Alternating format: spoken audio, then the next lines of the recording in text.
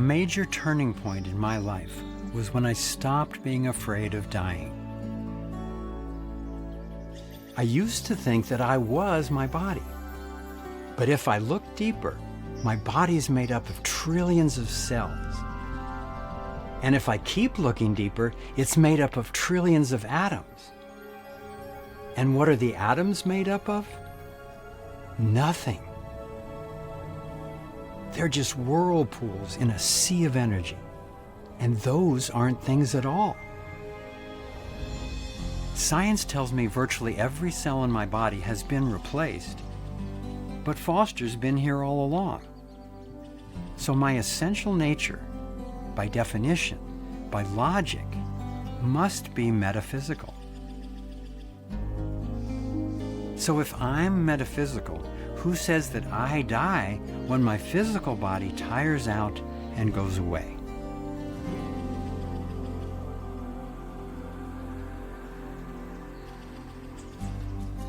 That's not only an intellectual understanding.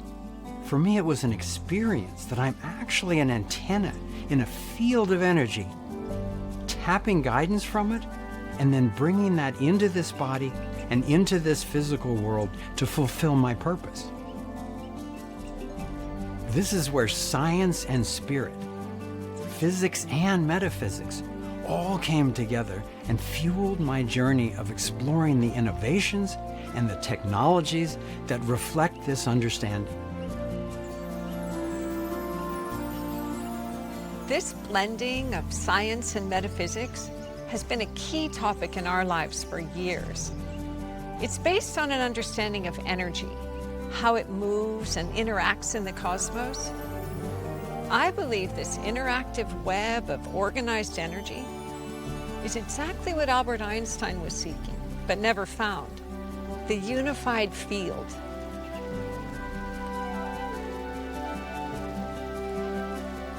A universal fabric of energy that connects all life.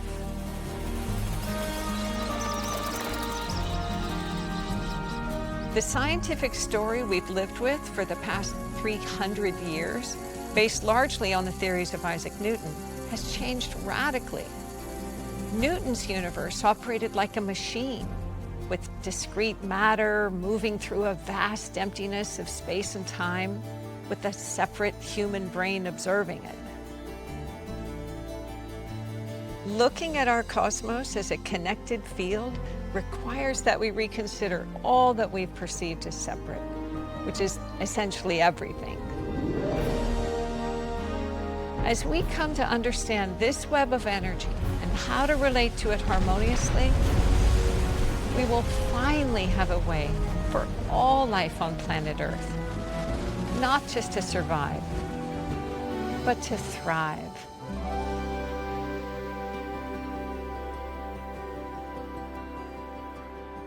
I'm Kimberly Carter Gamble.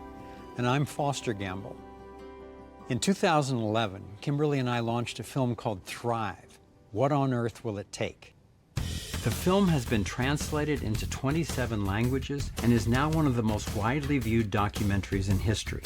We connected the dots among seemingly disparate subjects, from an ancient cosmic code to cutting-edge physics, from rigged banking and political schemes to the suppression of new energy, holistic healing, and UFO phenomena. We unpacked what's in the way of humanity thriving and solution strategies for correcting the dangerous mess we're in. The patterns we highlighted are even more relevant in the wake of the global response to COVID-19. After the movie came out, we heard from over 1,000 innovators from all over the world. Scientists, inventors, medical doctors, and researchers who told us about their technologies, inventions, and insights. They claimed they had technologies that could do everything from cure cancer to access free energy, clean, abundant electricity sourced straight from space. We knew they wouldn't all be legitimate, but we also knew that if just a few were what they claimed, it could completely transform our world. So we put together teams of engineers and doctors and other experts to travel with us to Africa, China, Thailand, Egypt, all through Europe, Costa Rica, Mexico, and all over the United States to find out what they had. Our attention shifted from possibilities to results. We weren't looking to make a sequel to Thrive, but the breakthroughs we saw were so profound that we knew we had to get this information out for others to see. With a gorgeous, abundant planet, fundamentally good people, and advanced technology, why are we in such a lethal predicament? Is there something that we're not aware of yet, the knowing of which would actually transform the quality of life on Earth and have us thriving? Let's find out.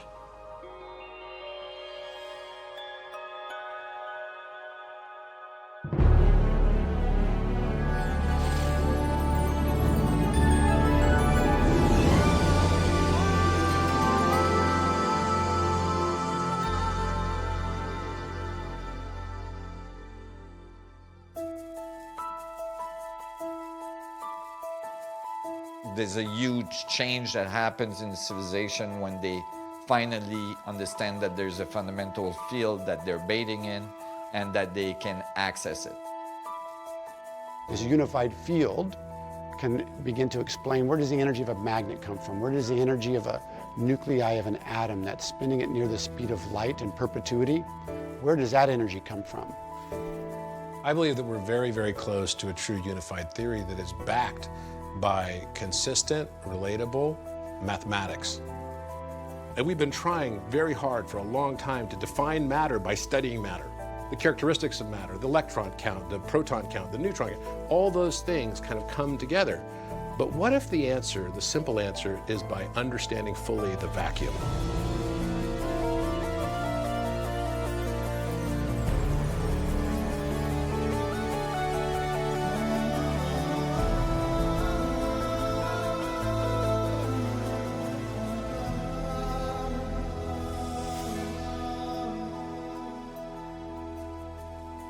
I've been studying the unified field and the phenomenon of accessing energy from it for more than 30 years. And since 1997, I've collaborated with cosmologist and inventor Nassim Haramein. He's probably more aware of the physics of how the universe works than anyone I've ever met, even though he was not traditionally schooled. I've seen him ridiculed and shunned by the traditional academic world, but I've just never seen him proven wrong. The space between you and I and the space between everything appears to be empty. We call it empty space commonly, but it's not. Space-time at a very specific scale of the Planck length is quantized with spherical units of Planck oscillators, billions of times smaller than the atom. You can think of it as like a fluid that permeates all space. It's a source of the gravitational field, it's a source of the electromagnetic field, it's a source of mass, it's the source of charge. So now we're starting to really understand the mechanics of it at a deeper level. What is possible is extracting energy from the ubiquium. It's all here, it's right here, that energy is here. We're not violating any second law of thermodynamics. We believe that the background energy of everything around us is full of power, and in a very, very small area, there's enough power to power our society for thousands of years.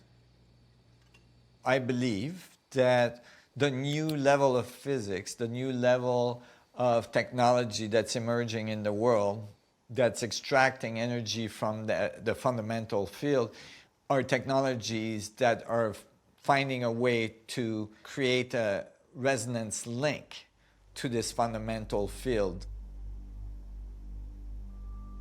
I call the primary technology that I'm developing to achieve gravity control the resonator. It is an instrument that's attempting to achieve high level of resonance coupling to the fundamental quantum field that's at the source of reality. Though the device is not finished yet, I think that they're working with the most advanced concept for accessing free energy from the unified field that I've ever seen or heard of.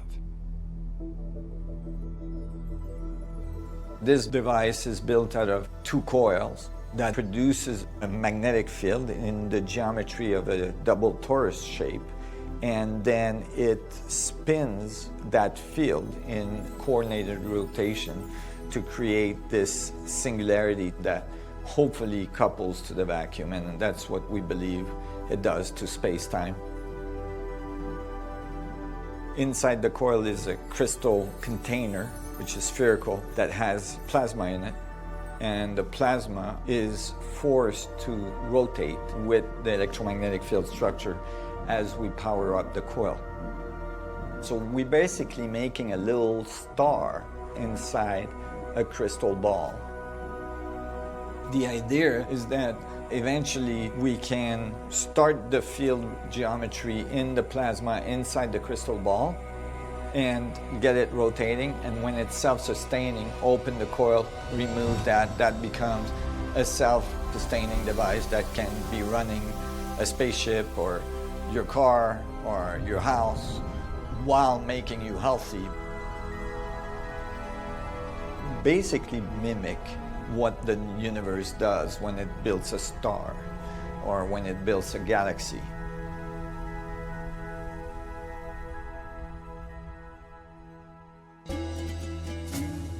The next step for humanity, the next step in our evolution, I really believe, is to understand gravity at a deeper level and learn to control it so that we can birth our civilization into a space civilization, into a space colony. We can explore our solar system, we can explore our galaxy, and maybe even beyond. To me, resonance represents the new world that is emerging. Given how centralized energy can be used to manipulate and control people, and the dangerous and dirty ways corporations are extracting energy, we've been highly motivated to find alternatives. All the promising technologies we heard about were based on a common understanding that not only is everything energy, but that energy is always moving. That movement is called vibration, and frequency is the rate at which it's vibrating. When frequencies match in intensity, we get what's called resonance. We experience it as harmony. It sounds good, and it feels good.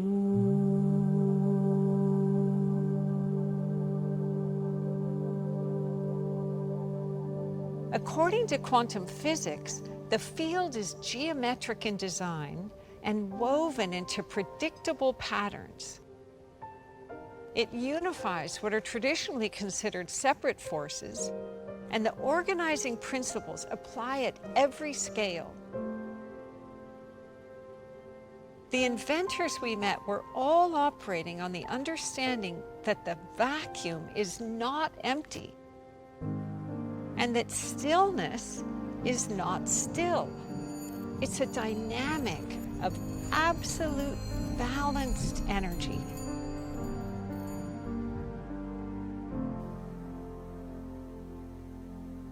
When we bring together all the new discoveries and we take into consideration what they're telling us, it strongly suggests the existence of a geometric pattern. So when we see energy moving through this field, the energy is not moving haphazardly. It is following preferred pathways defined by the geometry of the field itself. Geometry is not just points, lines, and planes like I learned in school. It's about the push-pull relationship of energetic systems, like the pull between the Earth and the Sun, gravity, and the push out from the Sun, radiation. Pushing and pulling are essentially geometric phenomena, and lines and planes are just our conceptual representations of those dynamics. It's the predictability of this push and pull dynamic that allows the inventors to create replicable technologies. The geometry is all based on energy moving And the shape of that movement is the torus. All of the projects reporting the best results were toroidal in design.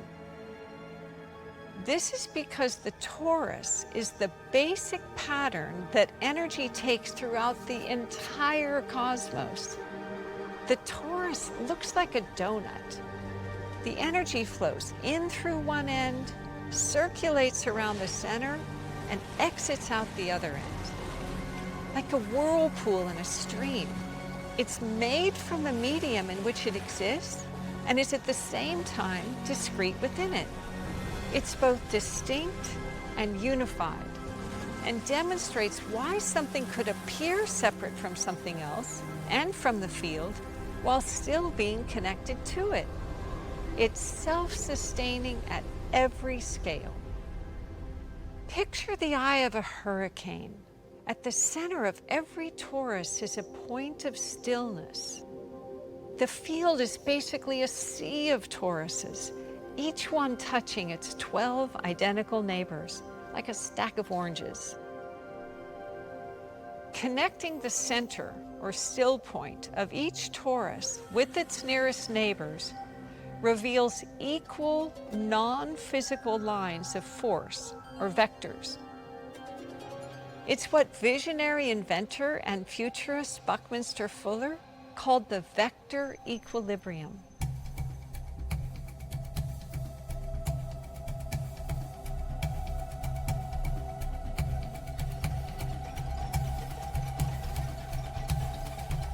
When this balanced state of equilibrium is extended without boundaries, it reveals that infinite fabric of space-time that Fuller called the IVM, or the isotropic vector matrix. It just means the same in all directions. This is the web of life force that the inventors say is the source of the energy that they're tapping. Life as we know it arises through contraction and expansion, pulling and pushing. It finds stability in symmetries, sixfold, fivefold,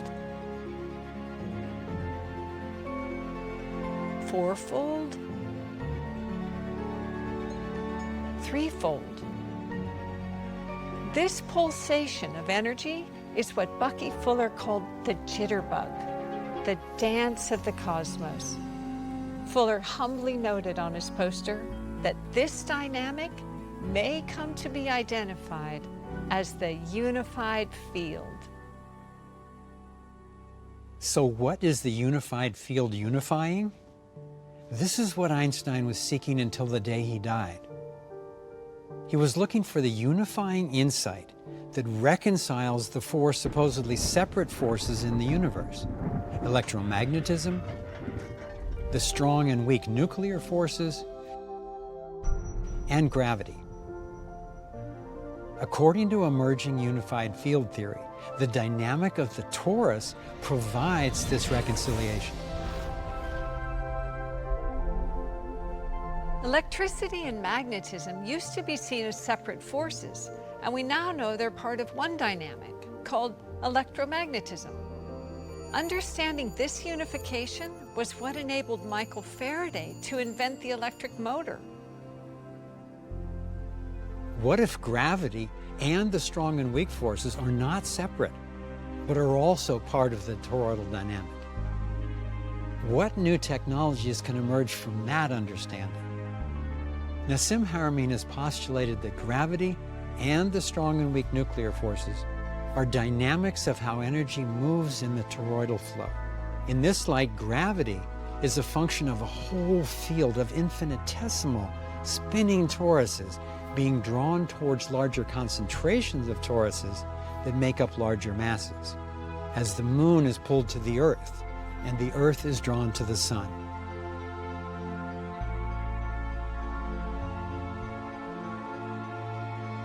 Haramein suggests protons are really mini black holes whose spin creates attraction between them, despite the repulsion we would expect from their positive charge. This attraction is what is referred to as the strong force. From this perspective, what's referred to as the weak force is the result of the natural fluctuations of the nucleus, emanating waves into the field.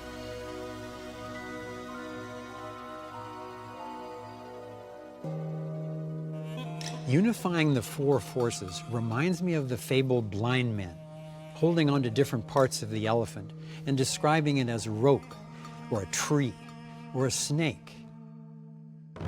The elephant in this case is the toroidal energy dynamic of the unified field.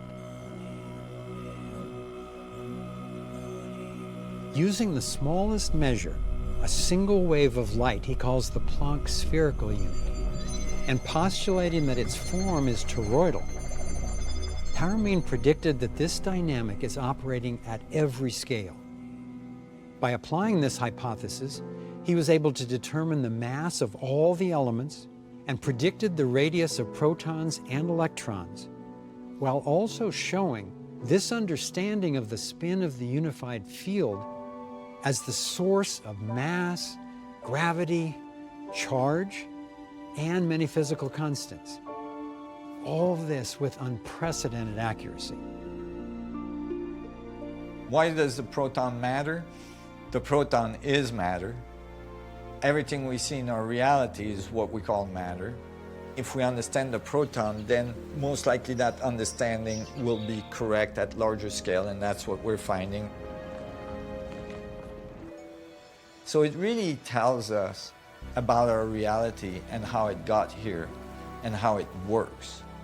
Paramin developed a new scaling law showing the toroidal shape of systems throughout the universe. His work correlates with the notion of a grand, nested hierarchy. There is one pattern at all scales, from Planck spherical units, within protons, within atoms, to molecules, within cells,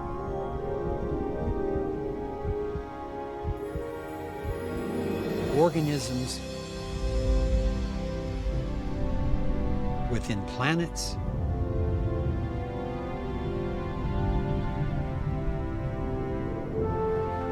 solar systems, within galaxies,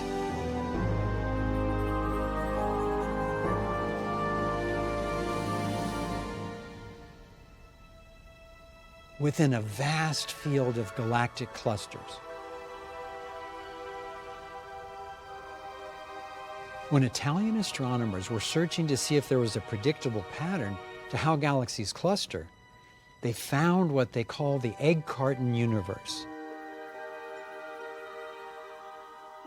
This pattern is identical to what we are discovering at all scales as the fabric of space-time.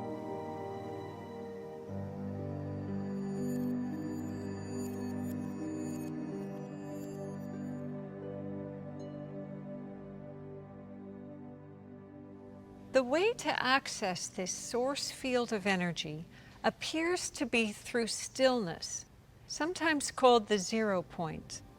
Stillness is not static. It's a state of harmonic resonance, a rhythmic, balanced interchange of energy. With energy frequencies, the state of complete balance functions like a straw. It intersects with the stillness at the center of each torus in the field, tapping into its pure potential. Stillness is a portal for accessing boundless electricity, developing healing technologies, expanding consciousness, or simply finding peace of mind. Energy moving creates sound, only some of which is in our human range of hearing. The unified field theory proposes that sound waves at different frequencies are what shape energy from the field into matter We can see this phenomenon unfold in nature when sound waves interact with any form of matter, for example, fluid or sand. Acoustic pressure reliably creates specific, predictable patterns.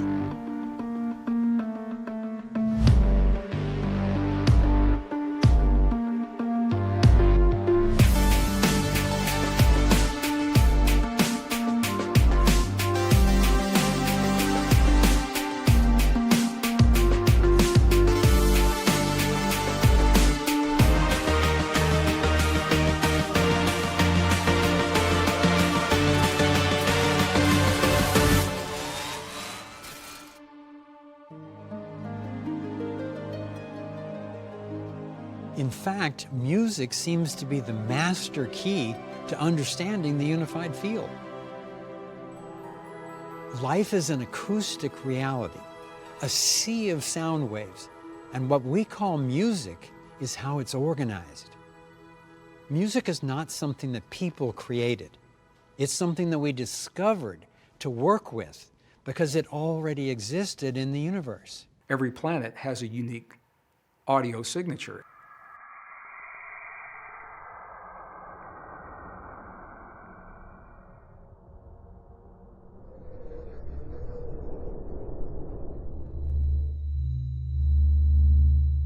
There's a beautiful recording of the sound of the magnetic field of our Earth being strummed like the strings of a guitar by the solar wind that is coming from our sun. And when NASA took the satellite recordings and they bumped it into the audible range, it became possible for us to actually hear the song of Earth's magnetic fields.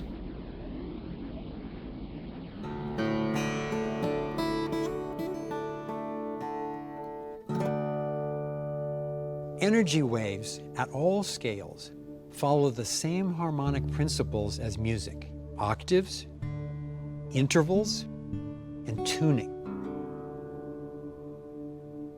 Tuning is when two or more frequencies come into harmonic resonance.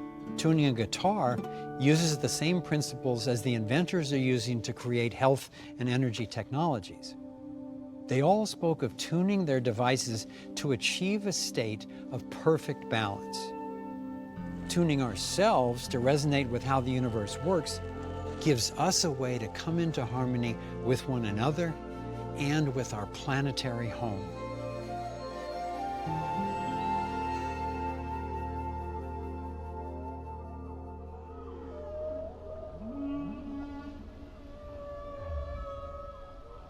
Music literally is the universal language. Universe, one song.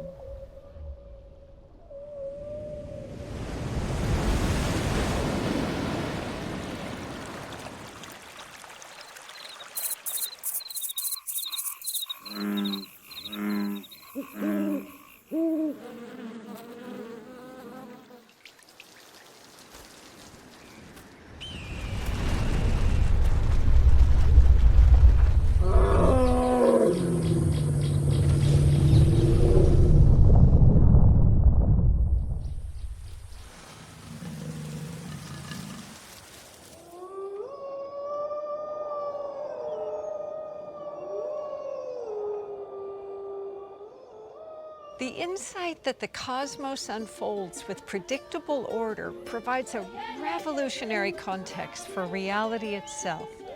Elegant, mathematical, harmonious, like a symphony.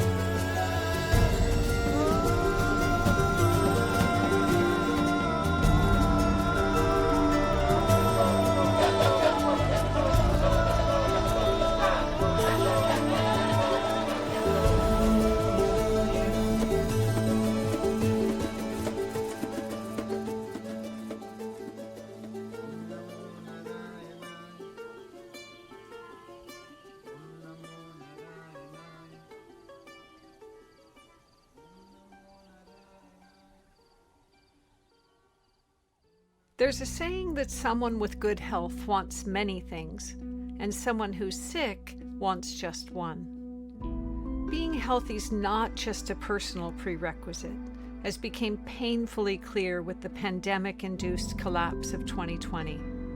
It's the fulcrum for the economy of communities, countries, the whole world. Along with energy inventors, we were contacted by doctors and healers who reported phenomenal results using energy in the form of sound and light waves to promote healing. According to quantum physics, sound waves are what shape matter. Our bodies are matter, so it makes sense that sound frequencies could also impact us. I traveled the world investigating how these new insights into vibration, frequency, and resonance are transforming our understanding of biology and health.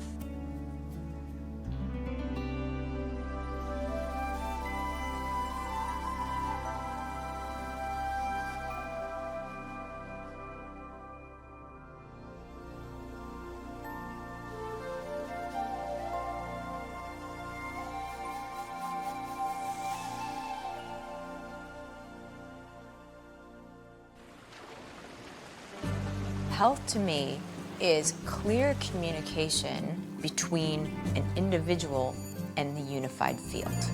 We have billions of chemical reactions happening in each of our trillions of cells every second.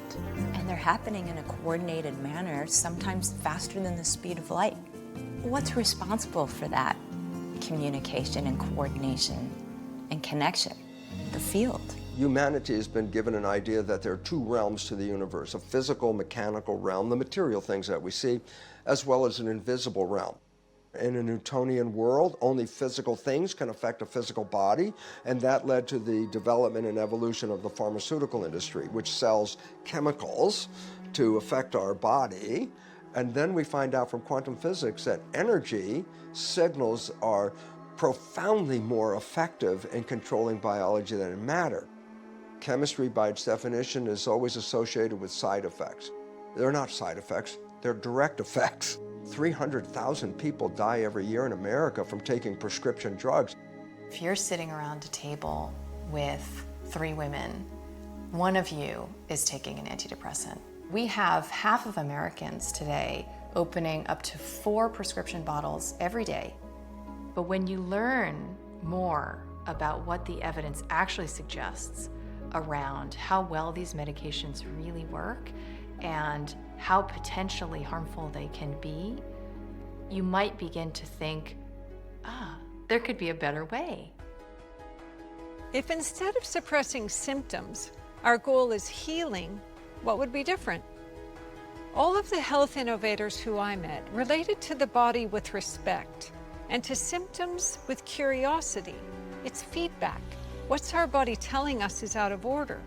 So to these healers, just suppressing a symptom is actually cutting off a much needed source of information because they look to get at the cause of a problem rather than just stop the effects of there being a problem. I certainly don't mean to imply that your allopathic doctor doesn't want you to get well or that there's no use for conventional medicine. It's good for all kinds of things.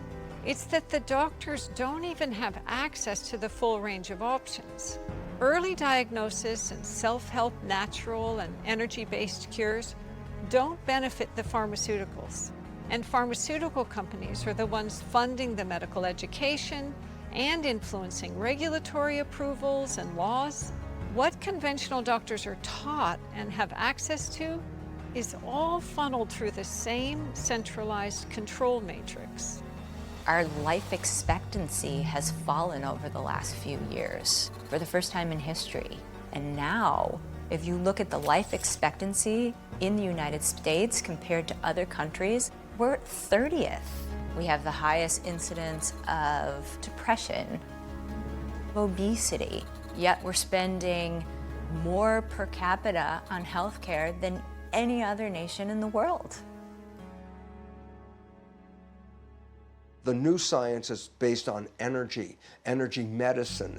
You can heal with energy much more effectively than you can heal with chemistry. I was able to see hundreds of people treated with the whole range of energy-based technologies, including one that uses a chord of frequencies to create a still point, which appears to elicit powerful healing effects. It was developed by Dr. Todd Ovakaitis. At the level of physics, we know that the cells are always vibrating. In a sense, they're always singing a type of song. That song is the sum of all the vibrations of all the molecules in that particular tissue. So we had found a vibrational pattern that was somehow in resonance with the stem cell-like cells that caused them to intensely go where the beam had been. The theory is that each kind of cell has a distinct energetic signature that can be matched, and this technology appears to have found a way to do just that. I asked Dr. Beth McDougall to demonstrate what she thought was happening with this photoacoustic device. In order to really talk about how this instrument is affecting changes in the body, I'd like to talk a little bit about V cells. V cells, or VSELs, stand for very small embryonic-like cells. These are dormant stem cells that have been present in your body since the time you were forming as an embryo. This photoacoustic technology seems to hold the key to unlock the dormant DNA in these cells. Well, I was diagnosed with Parkinson's 3 years ago, and my experience of it up to then had been seeing my father suffer from it in the 70s and 80s. It was really the end of his productive life, and I was devastated to feel that that might be my fate as well. The results have been really life-changing. I got my body back, and I got my mind back. My father had Parkinson's for 27 years, and watching what he went through was one of the hardest things in my life. To see this guy's face and imagining what it would have been like for my father, to be able to restore his body and his mind, now I just feel really grateful knowing the millions of people whose lives will go forward in ways that my father wasn't able to experience. The earlier that we can detect and decode symptoms of an illness, the easier it is to remedy the underlying cause. Historically, acupuncturists listen to a patient's voice to help with diagnosis. Two inventors I met are now running the voice through complex machine learning algorithms to detect imbalance in specific organs. They then identify the vibrational signatures of the deficient minerals or vitamins and feed those vibrations back into the body as sound waves through a headset.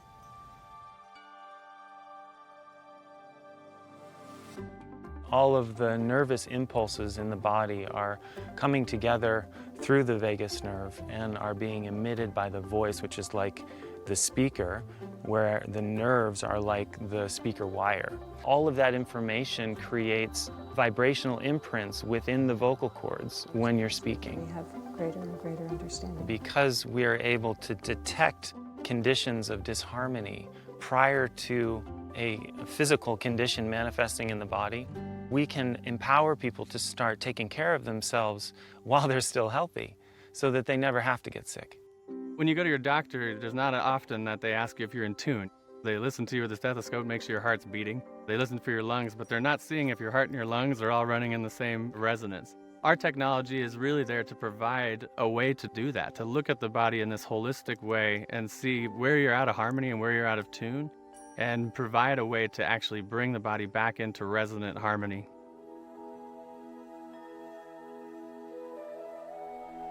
In my travels, I came across a team who reported fabulous results remedying all kinds of diseases by alkalizing the cellular environment.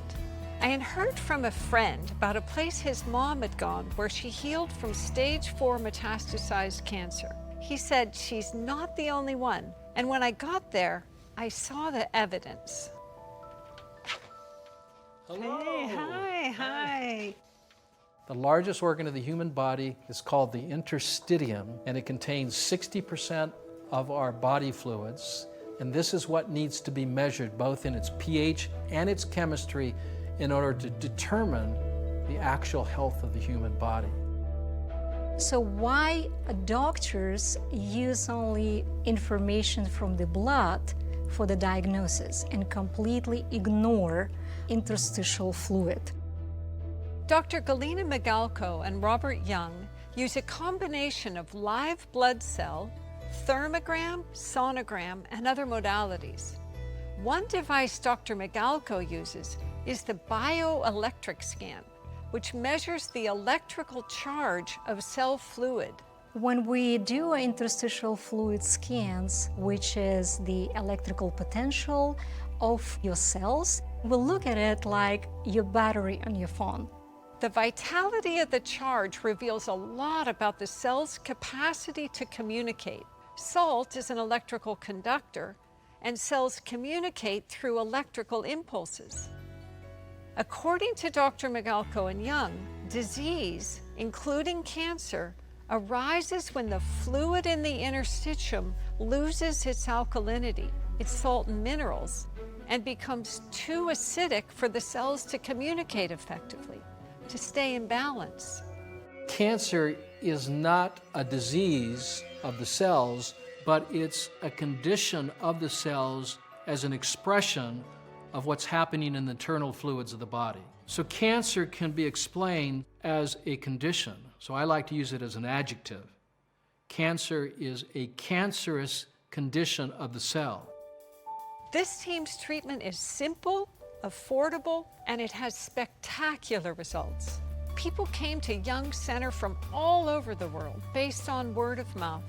Out of more than 320 people using this protocol, 96% successfully resolved stages 1, 2, and 3 cancers, and 81% successfully reversed their stage 4 cancer. I was diagnosed in February of 2012 with stage 3 breast cancer. I came to the ranch, and within 2 weeks I'd lost 15 pounds, and my tumor that was at 3.18 reduced in size to 1.1. After 9 weeks, my tumor was completely gone. It took me about 3 months to reverse the colon cancer and the esophageal cancer.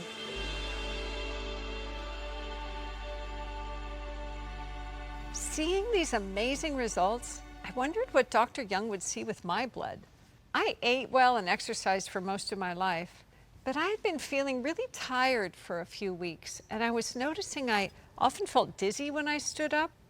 So always just a simple little, that's it. There it is. You're showing irregular patterns in this part of the body. They're irregularly shaped like this, which is a cancer profile. Okay? That doesn't mean you have cancer, but we see it years in advance. Okay?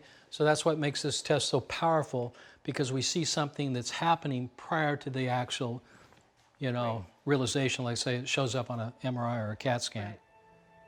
I was shocked to see how unhealthy my blood looked. I realized I had never even considered the salt-mineral balance in my body. I started taking the salt, and within a few months, my blood was significantly improved. I'm happy to say my little red blood cells are no longer deformed or clumped. My energy's back, and I still do a very strict alkaline diet and drink the salt and minerals every day. So there's a real challenge here. The notion of somebody else prescribing a magic pill so that I can just keep barreling ahead can be tempting. But there are no magic pills. I can still be super healthy and feel great. I just need to watch what I eat, I have to exercise, I need to pay attention to what I'm thinking and catch any imbalance early and deal with it. It's like, whoa, this great, healthy, vital life actually requires something of me. It's the same with peace of mind. We actually have to do something to find clarity and maintain inner balance. So how do the dynamics of the unified field help us with that?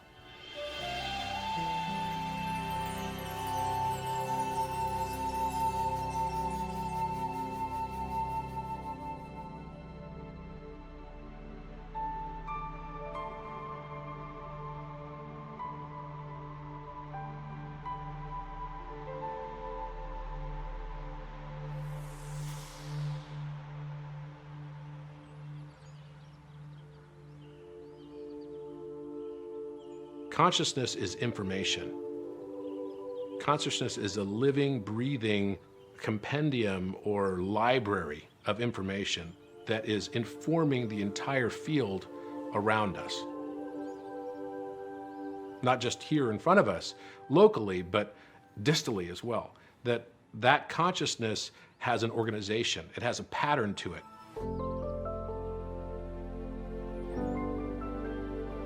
So throughout history, the field has been called many names, such as the web, spirit. It's been called the source, the one, the divine matrix. It's been called consciousness, God. These are shared in poetic terms thousands of years ago, but they're actually very accurately describing what the best science of the modern world is now discovering. We are in constant communication with this field. There's a dialogue that we may or may not recognize. We are speaking to the field, and the field is responding to us every moment of every day of our lives.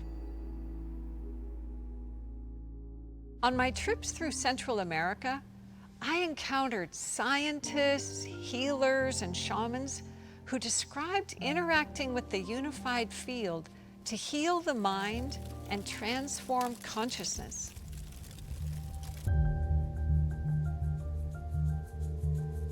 For them, vibration, frequency, and resonance are tools for freeing us from our limiting beliefs and expanding our sense of what's possible. With their guidance, I experienced viscerally that the field was not something outside of me, but a living force within me. Consciousness actually evolves according to the same predictable principles and patterns that characterize the field. One of Foster's mentors, Arthur Young, not only invented the Bell helicopter, he also discovered a roadmap for how consciousness evolves throughout nature. Arthur Young's theory of process covers the entire sweep of evolution in 7 stages. In his book, The Reflexive Universe, The Evolution of Consciousness, he outlines how evolution is a process put in motion by purpose. A primal spark of consciousness from a field of pure potential begins to acquire new powers. From the push and pull dynamics of the subatomic realm to the acquiring of identity as atoms that then combine into molecules, each formation meeting the challenge to take the next step.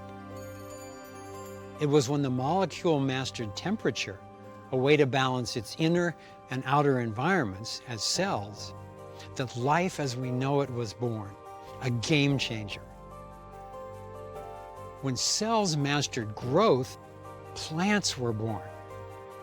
Then life, mastering mobility, created animals. And then, meeting the challenge of self-awareness, became human, became us. At each stage, a new challenge and a new capacity.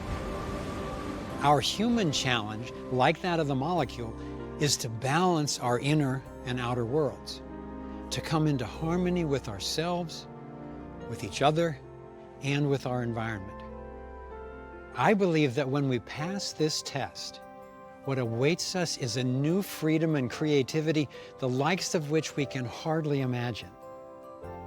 Purpose is what drives the whole story. This is why knowing our purpose and aligning it with the dynamics of the field is so important.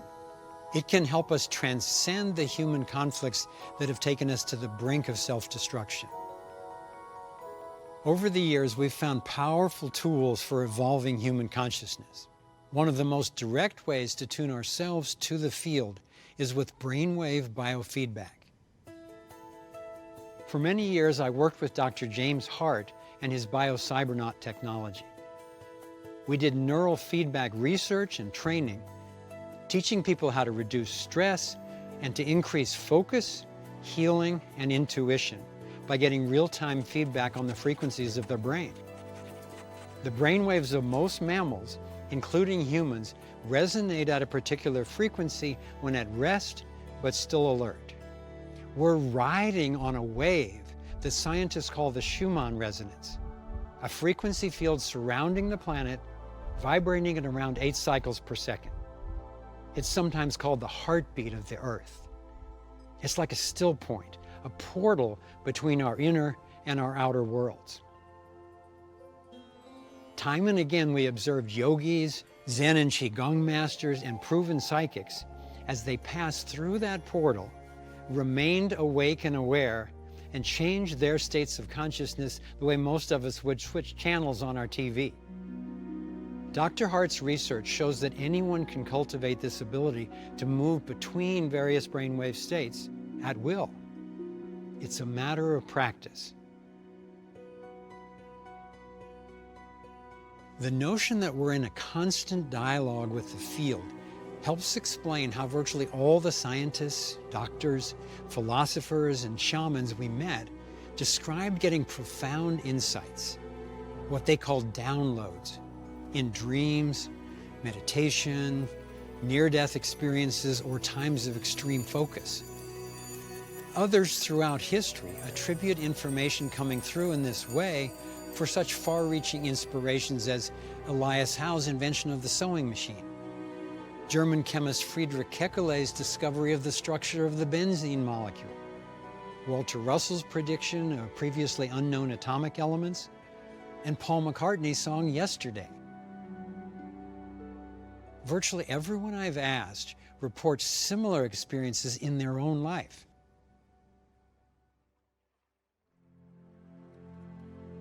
For centuries, people have used meditation and prayer to access deeper awareness and connection to the divine.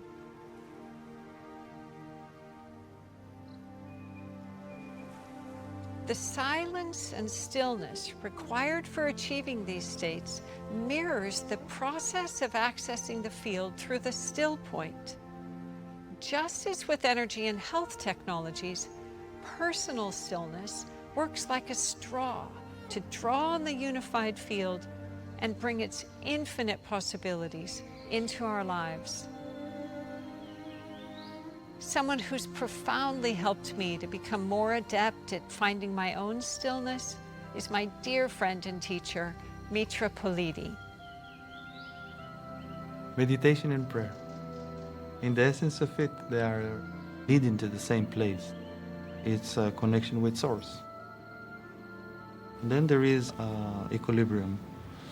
There is a meeting point between the divinity of the field to the divinity of oneself. Within meditation, for me, there is few major benefits. One is to reflect where I'm at with my actions and with my thoughts and with my feelings.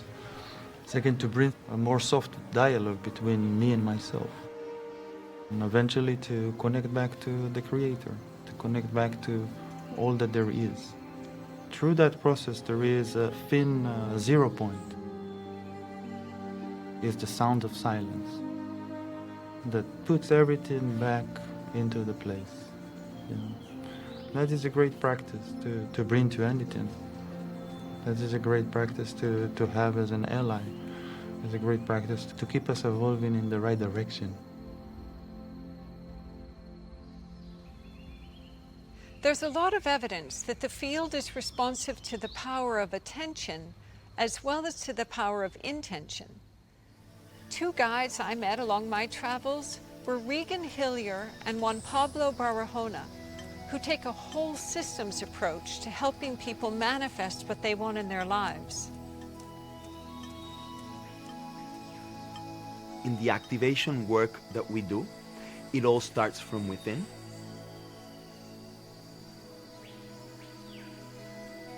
The more we expand our field and the more permeable we are to be in resonance, in vibration with the field that is around us, the more we can flow in synchronicity. It is a process of 7 stages related to the physical body, the mind, the emotions, the energy that flows through our nervous system and through our energy centers, and how that relates to the magnetic field that we emanate.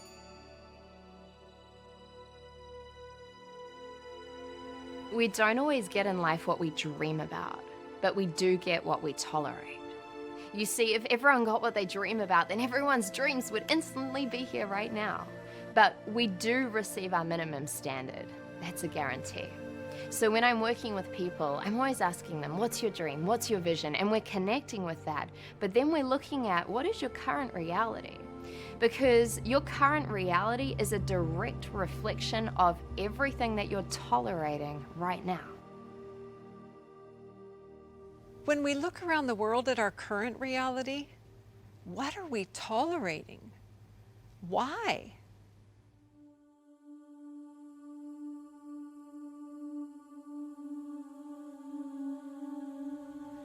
Getting in touch with what's possible and tuning ourselves to a greater resonance have beckoned humanity throughout the ages. One method used all over the world is breath meditation. With each breath, we literally draw the life force of the field into our bodies.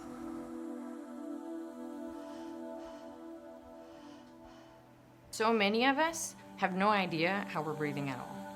And the number one way that we can control our experience is to pay attention to our breath. Fear, sadness, stress, all of these things that cause illness or even just like physical pain, all of that, those are like low frequency energies that we carry in our field. So just by using your breath, by bringing in more oxygen, you kind of create this high frequency circuit that literally can change your electromagnetic field. When I was in Central America checking out health technologies, I visited an extraordinary healing center called Rhythmia, where I was introduced to plant medicine. For thousands of years, indigenous people have used various plant medicines, including ayahuasca. When ingested in a sacred ceremony, these natural substances can create an altered state of consciousness that's conducive to physical, emotional, and spiritual breakthroughs.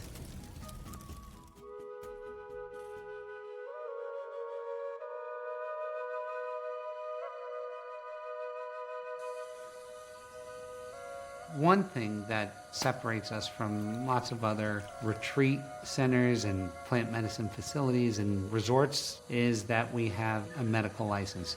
The benefit is that it puts people at great ease. And the whole goal of plant medicine is to let people relax enough to hear their soul. When I listened to the shamans at Rhythmia describe what they were doing, I remember later telling Foster, it was like I was listening to the energy inventors. They were using exactly the same terms: vibration, frequency, and resonance. It was wild. En las curaciones, digamos, cuando nosotros estamos en una conexión con los espíritus y la naturaleza, es una frecuencia muy alta. Entonces, cuando nosotros hacemos las curaciones, nos centramos, digamos, en esa frecuencia, como toda esa energía, entonces nosotros llegamos a ese principio de origen, donde desde ahí nosotros miramos muchos patrones. Así mismo nosotros hacemos los cantos, las curaciones para limpiar todo, digamos, todo el campo energético para que todo de ahí para adelante sea hermoso, algo dulce, digamos, para la vida. As my teacher explains, we humans, we're based on sound, we're energy. So when we do healing, there's a block in the frequency, something's not matching up. And when we apply the song or the prayer, there's the counter frequency there to bring balance or resonance within that person's energetic field.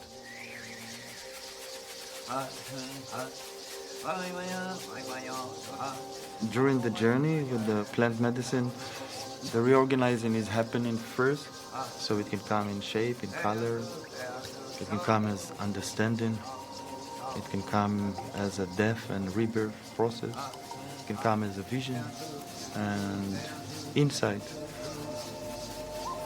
And there is always a subtle dialogue between challenge and awakening.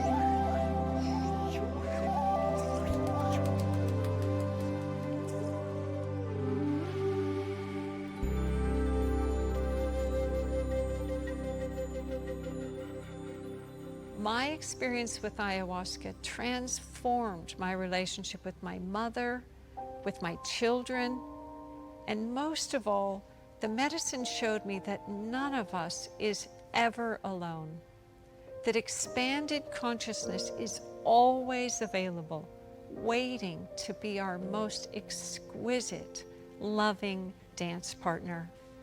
I realized that science, spirituality, and ancient wisdom all converge in the unified field.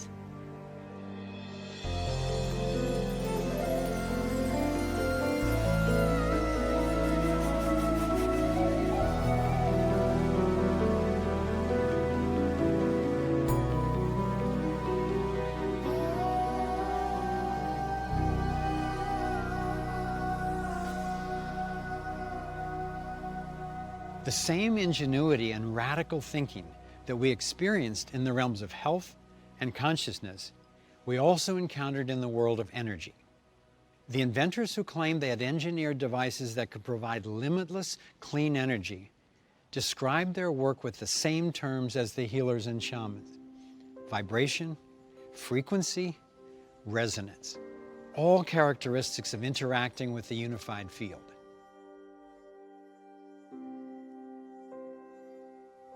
By looking at mathematics and music and art and science, physics, as all part of one continuum of awareness and understanding, we can tackle the big problems.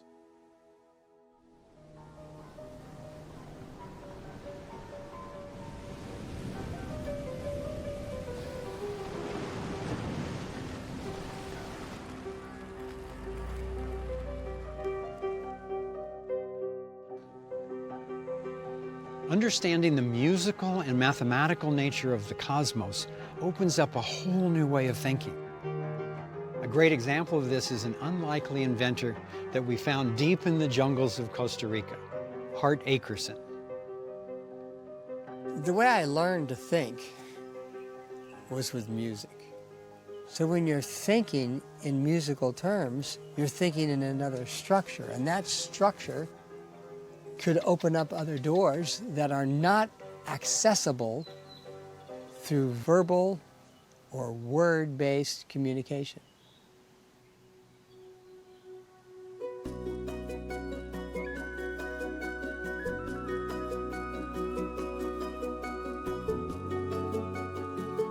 The core issue of our whole civilization, the core reason for non-sustainability comes from centralization. They have centralized education, centralized control of language, centralized dictionaries, centralized government, centralized religion, and centralized energy.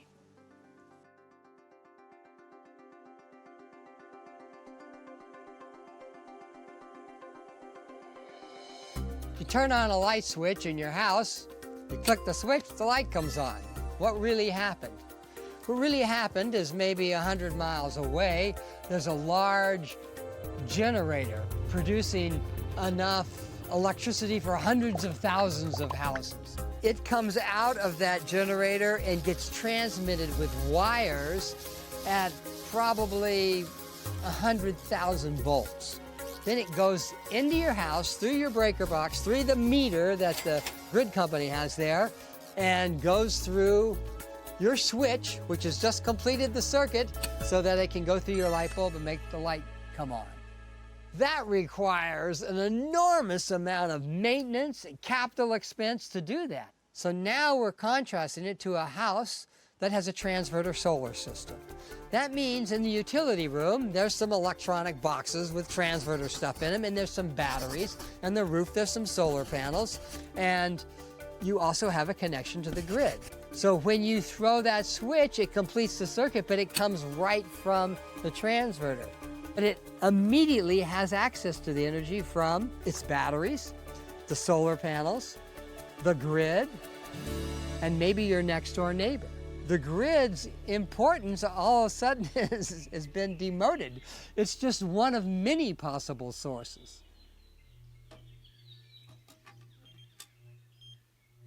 We discovered that there are three main categories in the field of energy that we need to solve as a species.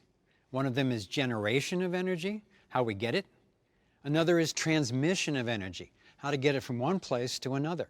And the third one is integration of energy, how to get it into the existing grid. Hart's work is the best example we've found in the area of integration. His technology takes solar, wind, geothermal, or these various so-called free energy technologies and adapts them to homes or to local grids with what he calls the Hart transverter. The reason I got the transverter system installed was because the power here fluctuates quite a bit, and there's a lot of power outages as well. And also having the energy security, knowing that, even when the power grid went out, we always had our essential electricity was running. Now we run 2 houses with a number of refrigerators, a pool pump, fans, even air conditioning. But we have a power purchase agreement as well, so any excess power we get credit for. So our electricity bills now run at about $10 a month. Which is just the rental for the meter. So there aren't really any bills.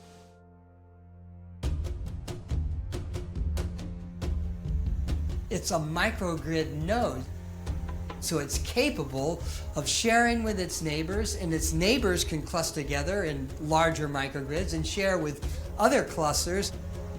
So you're doing it from the bottom up. Your core thing is the individual home, and it can work up to where you support an entire civilization.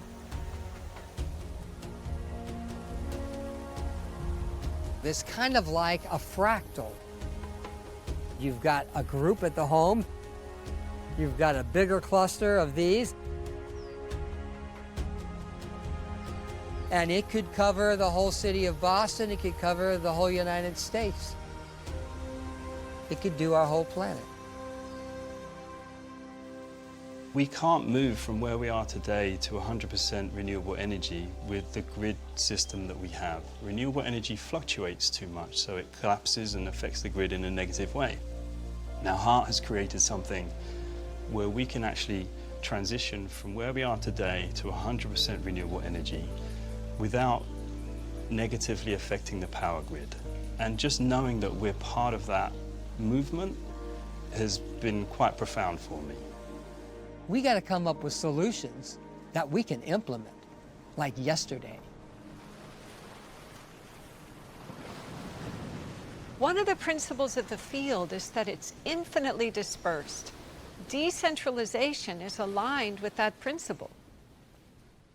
We heard about these two brothers, James and Kenneth Coram, who spent the last 20 years working on energy transmission. Their aim was to reconstruct the technology behind Nikola Tesla's Wardenclyffe Tower, which was built to transmit energy wirelessly. That tower was destroyed by Tesla's financier, J.P. Morgan, who realized that wireless transmission would obsolete copper wiring and undermine the profits from his own copper mines. Tesla was using the work of a man named Zenit, who discovered a wave that travels almost instantaneously in the field around our planet. It follows the surface of the Earth, and when it moves, it doesn't have any harmful effects on human beings. Tesla was looking to ride the Zenit wave to transmit both energy and communications. The Coram brothers have apparently now recreated that technology with modern materials and achieved what Tesla had set out to do. You'll be able to put an antenna on your car that will just tap the field for electricity. You'll be able to put one on your home or your local power station. That energy can be tapped by an ocean liner crossing the sea with an antenna on top without burning any polluting fuels. The Zenit technology is the best one we found for transmitting energy in a low-cost and healthy way.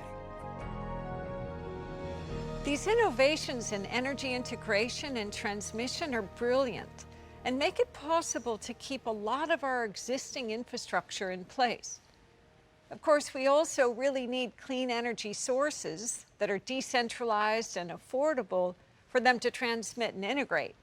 Tapping into a field of infinite energy would do so much to improve the actual daily lives of all of us everywhere on this planet. That's why we've spent so much of our time and resources investigating inventors who claimed breakthroughs in the generation of energy. One promising energy source comes from hydrogen. It's the most abundant element in the entire universe. It's essentially everywhere. The key to hydrogen is that when it's ignited, it creates heat, and the heat can be transferred into power. So if we can do that efficiently and inexpensively, then we can use it to run our cars, our factories, or an entire community. It could substitute for dirty coal and repurpose the 15,000 plus coal plants that are wreaking havoc with the earth, the miners, and the people living nearby. It could also replace nuclear and fracking. But currently, extracting hydrogen from water is too expensive to be a viable option. In Thailand, however, we found a guy who claimed his team had discovered a way to access hydrogen for fuel absolutely cleanly and for virtually nothing. The inventor himself does not do media appearances, but he authorized one of his technicians, who built the device, to give us a tour. There's a gas in the water you can burn, so you can make a fire out of water. This inventor apparently has found a way to use earth minerals in a pressurized vortex to access pure hydrogen cheaply and efficiently. We found an easy way to make hydrogen. You don't need a big, fancy electrolysis factory. We find a system where the hydrogen comes out from a kind of chemical reaction. We have some special mix. The device that they've created to extract hydrogen is as beautiful as any energy technology I've ever seen. They've found the secret of how to catalyze a reaction in this compound that then just gives off essentially free hydrogen. We asked ourselves the question, what does the world need? We think hydrogen is the best way to solve this problem. I was encouraged by the hydrogen device still under development, and what also really excited me were the technologies for extracting energy directly from the field. For over 20 years, I've searched the world for working free energy devices. A really common objection to even the notion of a free energy device is that it can't be, because physics has certain proven laws, and this would be in violation of that. So, if in fact there is a device that is running without being plugged into anything for long periods of time such that it proves that it's accessing energy from somewhere else, then either the law is wrong or the law is misunderstood. And I think, for the most part, the law is misunderstood. The first law of thermodynamics states that an isolated energy-producing system can't generate more energy than goes into it. This may be correct within closed systems, but atoms, suns, galaxies, and the cosmos itself, like the magnet on your refrigerator, are open systems. The successful devices we are seeing are specifically designed as open, not isolated systems. So the limitations of the first law don't apply when it comes to accessing energy from one realm to another.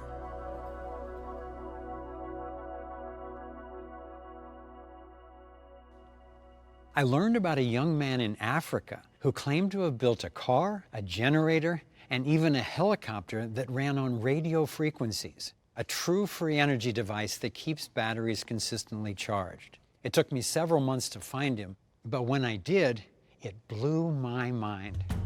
I knew it would be complicated because these things always are. Going to Zimbabwe, the Ethiopian airline that we had tickets with had just had a major crash, and a cyclone had just ravaged the area, leaving hundreds dead.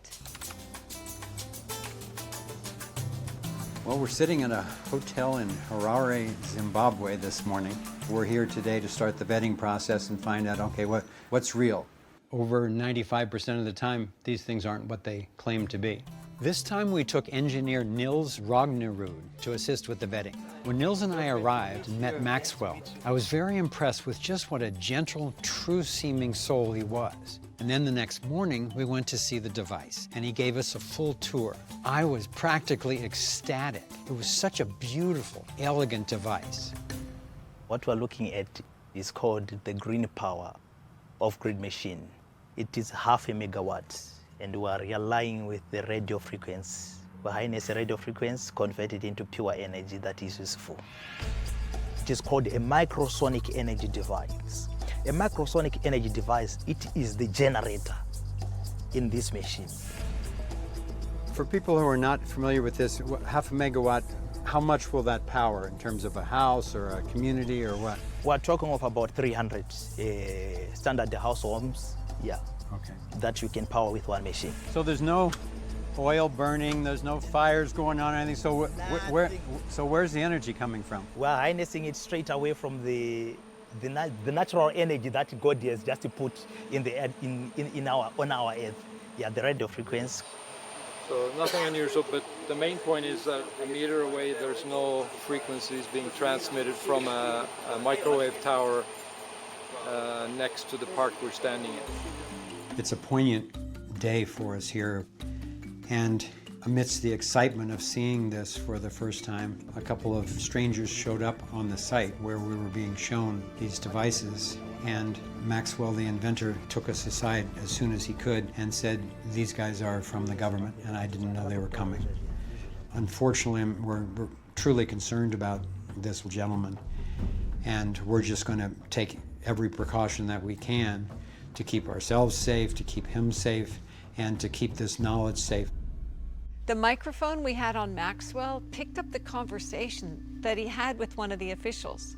So we quickly got the tape translated and found out that the government official was promising Maxwell a power purchase agreement where the government would pay him for generating energy for the country. It was good corroboration that they believed he had what he claimed.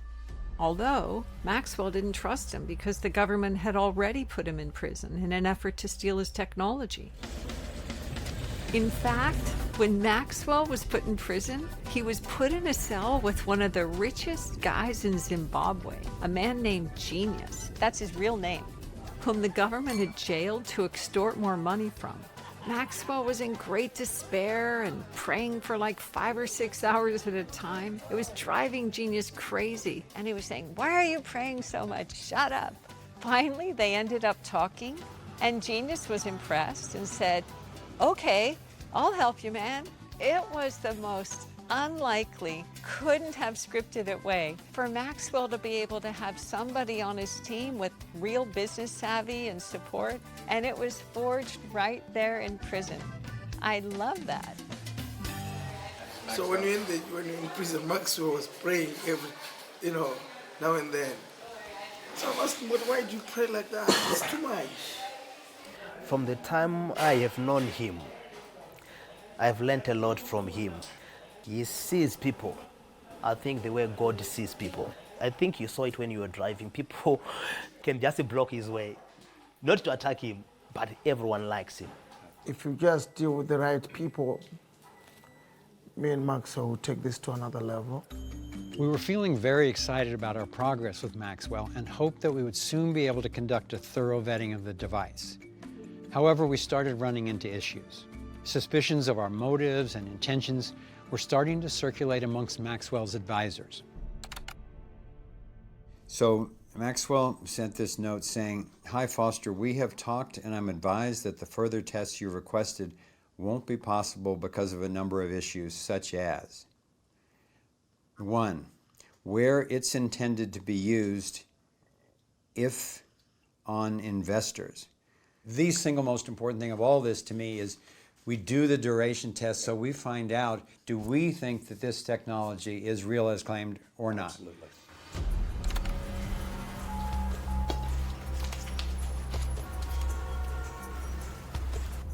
Call declined.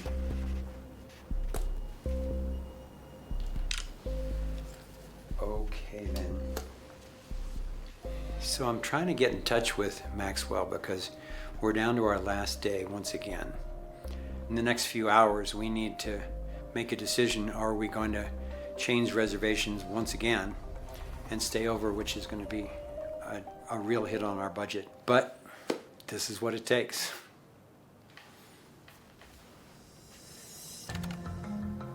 And is he ultimately, consciously or subconsciously, trying to get it so that we either have to leave, we just can't wait around any longer so we don't get the result we came for, and we don't get to expose some potential problem with the thing.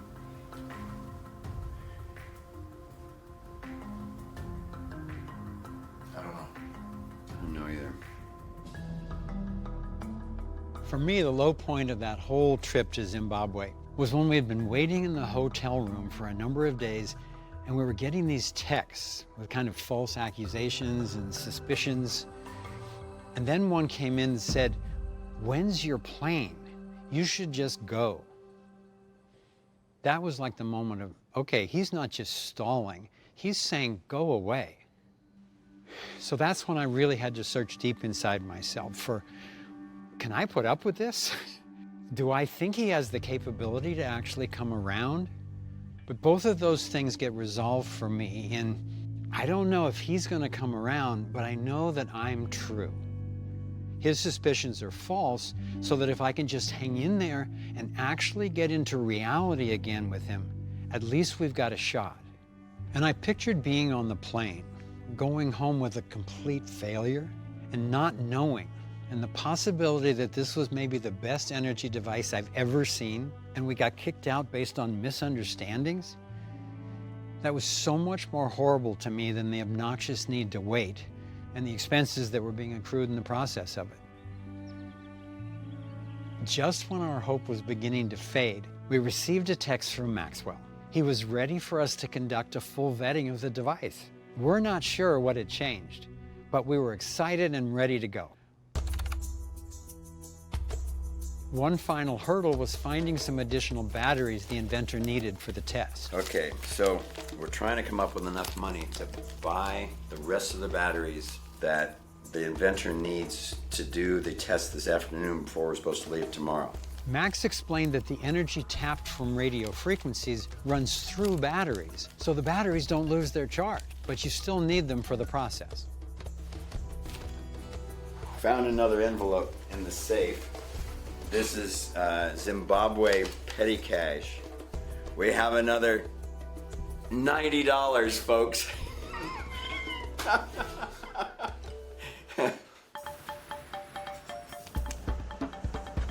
Biggest boss. Biggest friend. Thank you so much for helping us out today. This is the big day. Yeah, what we're doing today will be so important for Maxwell and for you with other people who are interested in the technology. Ultimately, they need to know that it lasts long enough to prove what the device does. And then also, Nils will be measuring the voltage of the batteries during the test, and that will reveal whether it's what he has claimed or not. So I'm sitting here in Mr. Genius's office. We've just taken the next step toward getting this vetting done because they didn't have the right batteries. They didn't have enough batteries in the device to do the duration test that we need. The inventor did not have enough cash to buy all the new batteries, so we needed to get cash, and you cannot get cash out of banks or currency shops or anything in Zimbabwe right now. So fortunately, Mr. Genius said, come to my office and we can swipe a credit card and get you the cash and take you over and get you the batteries. So that transaction has taken place with a little extra drama. We're home free to the next step anyway.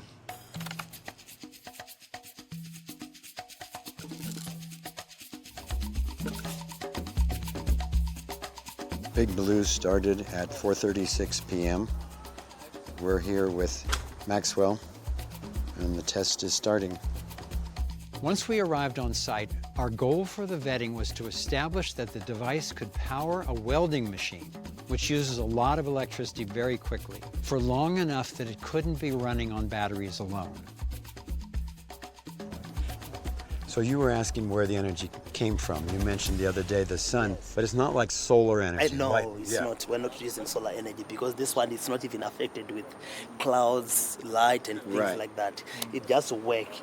So the energy, the radio frequencies that you're harnessing, are they there in space, in the field all the time? Yes, they are. From the first day we started to test the machine, we have been analyzing and we saw that the radio frequency is there. But one thing that we want to know for sure is it alien or is it God? Is it man-made from another planet or is it from God? That's where we need, I think, scientific people to define exactly. But we know the radio frequency, we have everything. If it's still a fully charged battery, the test is successful. It's not screws. Oh, that's 217. 0.9. That's perfect. We get it. So that's the 18 batteries. Yeah, that's the 18 batteries. So that's higher than the nominal voltage. Dude! Wow! So much. That is awesome. That's 18 4-volt batteries. So it has higher voltage. Thank you. Give us 2 thumbs up. Thank you so much. One final check of the battery voltage revealed a shocking result. Not only had the machine outlasted the expected battery life, but the batteries were still fully charged. This proved that the device was being powered from an unknown energy source. Thank you. This is one of the happiest days of my life, and I am so proud of this man who has gone through so much. He's listened to the voice of the divine coming through him, and he's done whatever it takes to bring this through for humanity. So congratulations, my friend. Thank you so much. Ah. Now we're gonna get you well. I got your emojis. We just finished, just got back to the hotel after a completely successful vetting. Oh my God. I really want to honor that without you. Every one of us would have left that situation.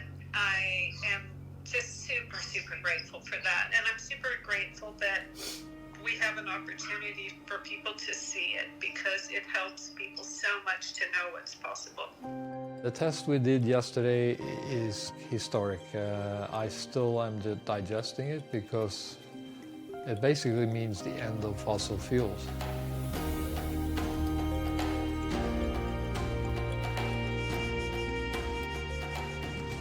I'd say the main thing that I have learned personally from this trip, it's more a reinforcement of something that I know, but, you know, doubt now and then, is that whatever the question, the answer is always more love. Because our relationship with this inventor was on the rocks. You know, it was tempting to just say, hey, I came to help you. If you don't want it, we're out of here. And I know from past experience that, you know, wait through that. That's not a great emotional place to make a decision from. And we just kept telling him the truth, even when he didn't believe it, and then loving him even when he couldn't allow it in. And at the end, being with us, he could see that number one, our motives were true, and number two, we were treating him with love. We've spent the last 8 years traveling the globe in search of insights and technologies that could radically transform our world. And we found them. So why don't we all have access to these promising breakthroughs?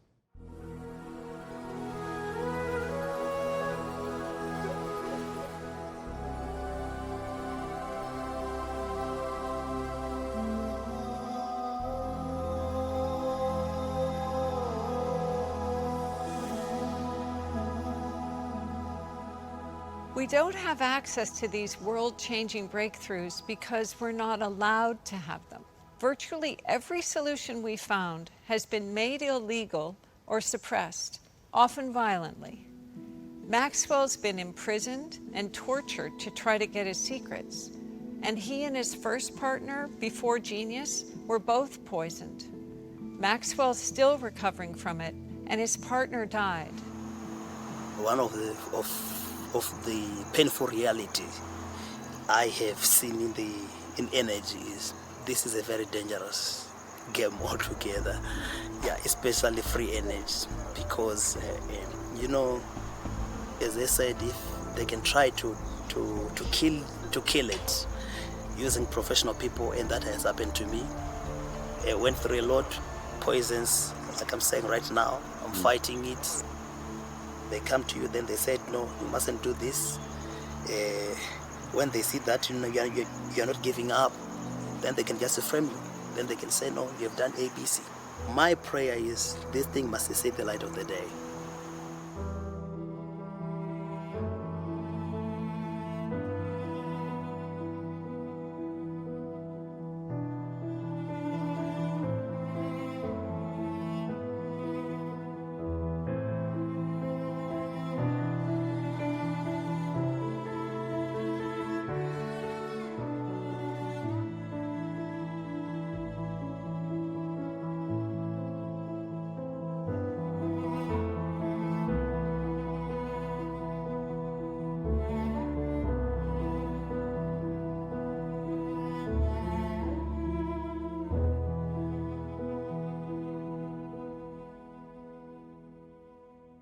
Innovators in any one sector often think that theirs is the only one being curtailed.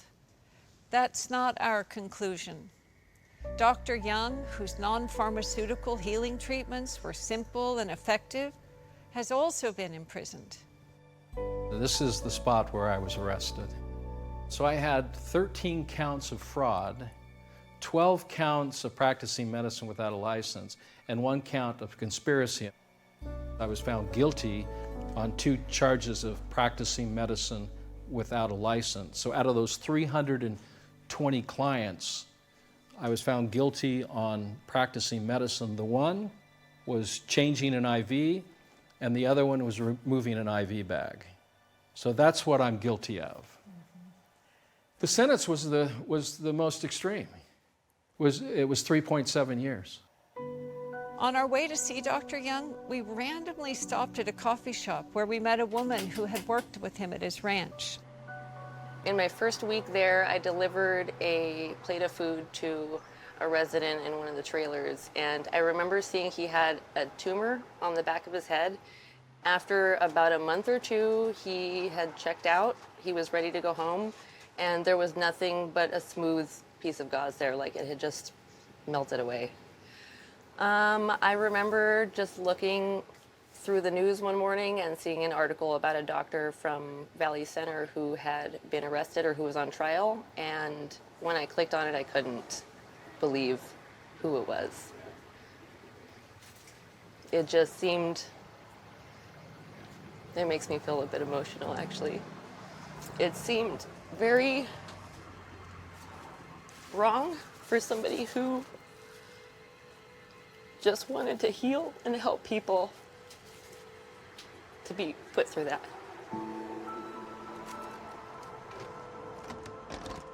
My approach is to educate and empower people on how to take care of their bodies. It's a self-care program. That we can have a debate is important. That we can talk about this openly without being threatened on either side. When we first heard about Dr. Young, I looked him up on the internet, and it made him look like such a quack. I called my friend who had initially turned me on to him to say, "What's up with this guy?" And he said, "Look, I traveled with him for a year and watched a lot of people, including my mother, heal from stage 4 metastasized cancer. You have to check him out." It's totally humbling to see how impactful it is when slander is used to marginalize these breakthroughs.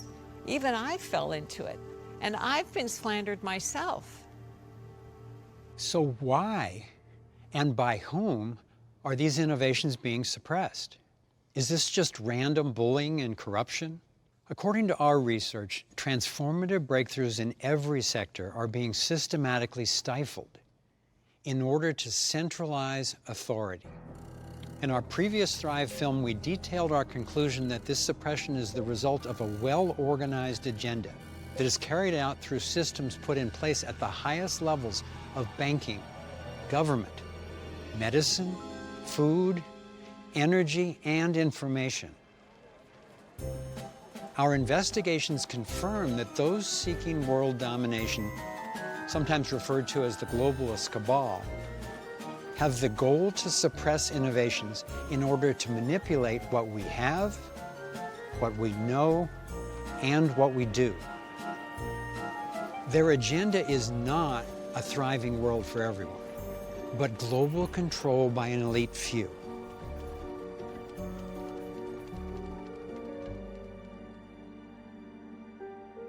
In Thrive 1, we presented over 60 controversial facts detailing the structures and the strategies by which this agenda for control is being implemented. Not one of these facts has been successfully disputed. The globalists' intent is to take down America and any other powerful country in order to establish essentially a universal banking corporation to rule the world. The agenda is playing out like clockwork as we navigate the measures put in place as a result of the coronavirus. Abiding by new government mandates makes sense to most people to protect against the spread of what we're told is an extremely contagious disease. But giving up rights has profound consequences under any circumstances. In fact, claiming our rights is at the core of our ability to get breakthrough innovations out, to create vibrant local communities, and even to choose what we do with our own bodies. How does someone get a right? Who gives it? Who takes it away? The question of rights really revolves around the issue of authority. Authority means the right to rule, not just the ability to control somebody, but the right to forcibly dominate other people. So how does somebody get this legal authority, this right?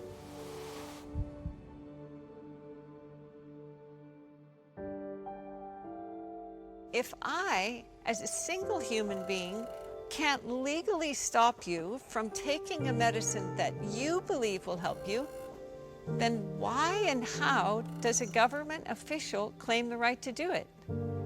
There's both a rational and a moral incoherence here. If I don't have the moral right to do a certain thing, and my neighbor doesn't have the right to do it either, how could we possibly have given somebody else, government or anybody else, the right to do it? Morality doesn't work that way. If it's wrong for me and him and him and him and him and him, it's wrong for anybody, including government. Even if they have constitutions, even if they have elections, even if they call it legislation, it's still wrong. You can't make something bad into something good by doing a bunch of weird pseudo-religious rituals and calling it law. It's still wrong. The majority of people who enable authoritarian injustice are not trying to be bad, but they've been taught to believe that obedience is a virtue, that paying your taxes is a good thing, that obeying the law is a good thing. And so you get a bunch of well-intentioned, decent people accidentally enabling evil, because ruling classes don't pay for themselves. They don't fund themselves. You would never convince people to reach in their pockets and come up with the money to go invade 7 countries in the Middle East. It would never happen without the notion of centralized authority as a state, as an authoritarian government.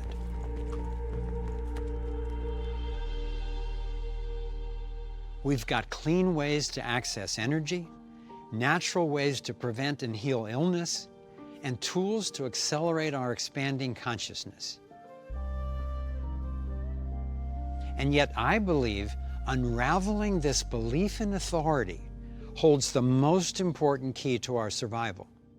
The government and the state is particularly challenging because it takes away the interpersonal nature of violence, which is one of the things that limits violence. So it's the outsourcing of violence which tends to make it escalate.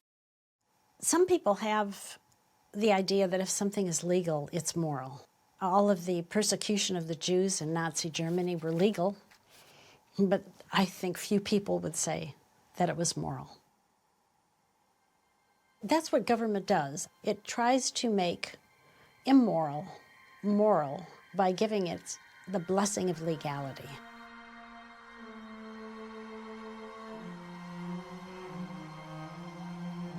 More than 200 million people were killed just by their own governments, not even counting war, in the last 100 years. And obviously that's not what proponents of government want.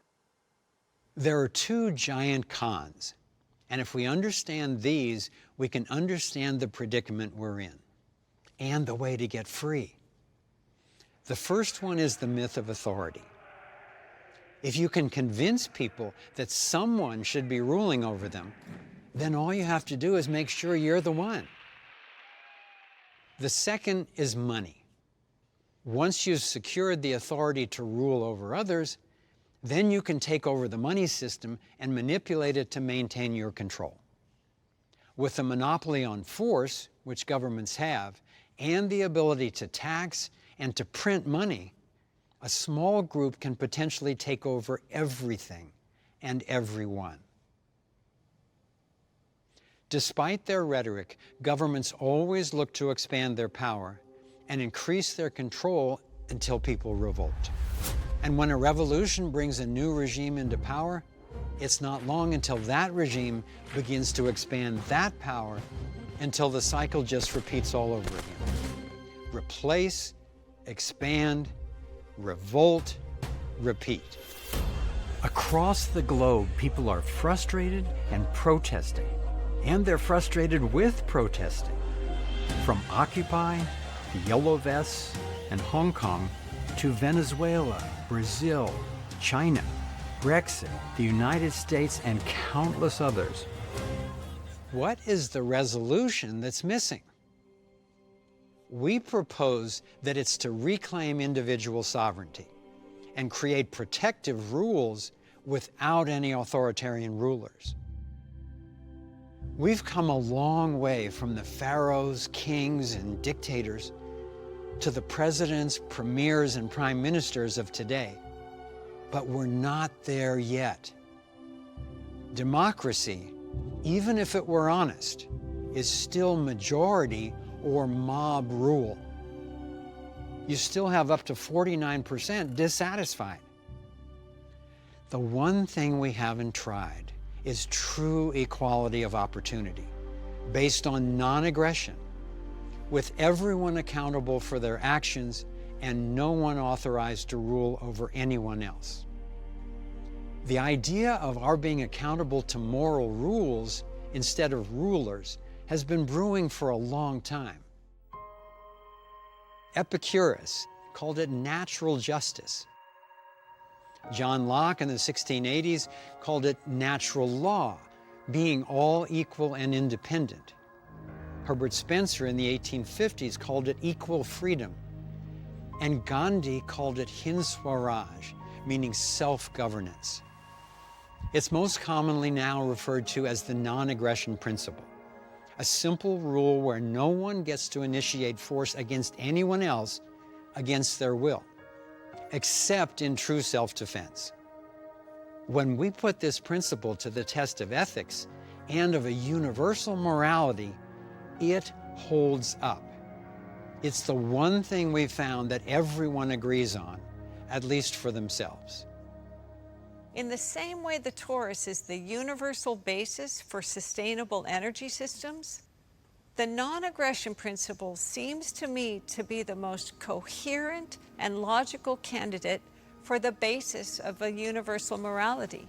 Non-aggression is the social practice of resonance. What if the non-initiation of force was a universal constant for all human beings? Now, some people may violate it for sure, but what if it was understood as a moral law? What would change in our conception of society? Well, you can't have a state because a state violates the non-aggression principle. And people say, well, that's freaky. Absolutely. You know what else is freaky? Quantum physics. And if you don't want the effects of quantum physics, you can't use a cell phone.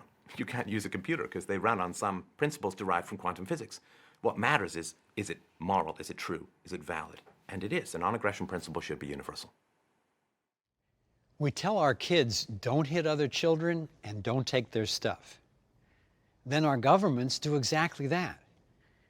And with the majority of parents worldwide still claiming that a good hard spanking is sometimes necessary, we need to take a good hard look at why this violence is condoned. When it comes to the non-aggression principle, we should apply it the most to the greatest prevalence of violence and to society's most vulnerable members, which means that the non-aggression principle should apply first and foremost to the family. If children are raised peacefully, the odds of them becoming violent adults are virtually nil. If you want a peaceful world, treating children respectfully, peacefully, that is where the real gold of the future lies.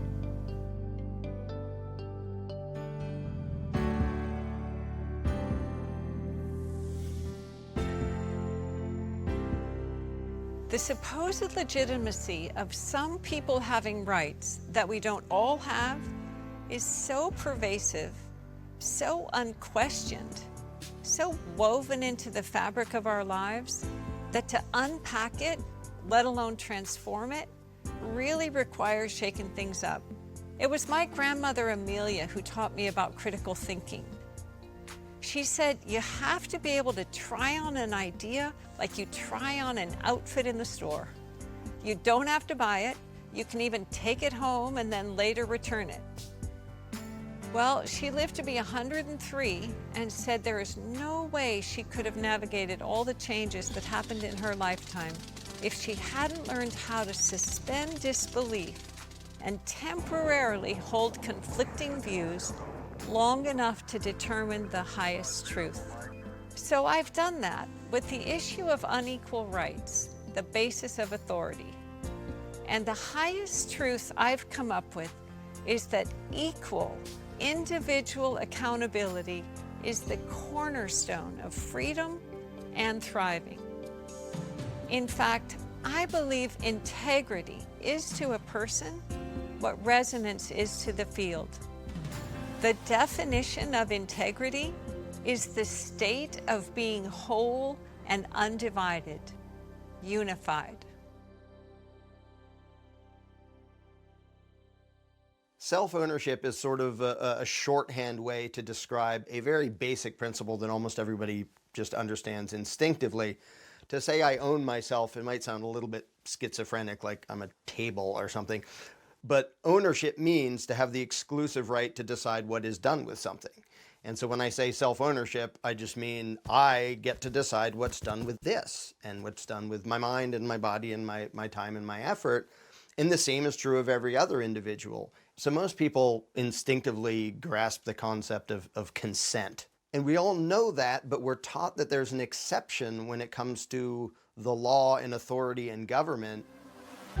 This is especially clear with measures imposed to track and address COVID-19, including increased funding for the rollout of 5G that empowers the Internet of Things to turn what we think of as appliances into tracking devices in our homes and schools. There are known adverse health effects, especially to children, of 5G, yet over 20,000 satellites are now set to blanket the globe, pulsing electromagnetic radiation from the ionosphere. The new 5G technology will also have millions of ground antennae, immersing people in a toxic sea of microwaves. If there's no voluntary choice, there's no self-ownership, no freedom. I'm not so sure that the reason for rolling out 5G is connected to profit per se, but when you talk in terms of dragnet surveillance and being able to dial into the frequency of an individual and to be able to target them in their own home and see them through steel and concrete from satellite 24 hours a day, we've taken electronic totalitarianism to its absolute acme point. Remember, Xenic technology has the potential to get us fast data transfer speed without these negative effects.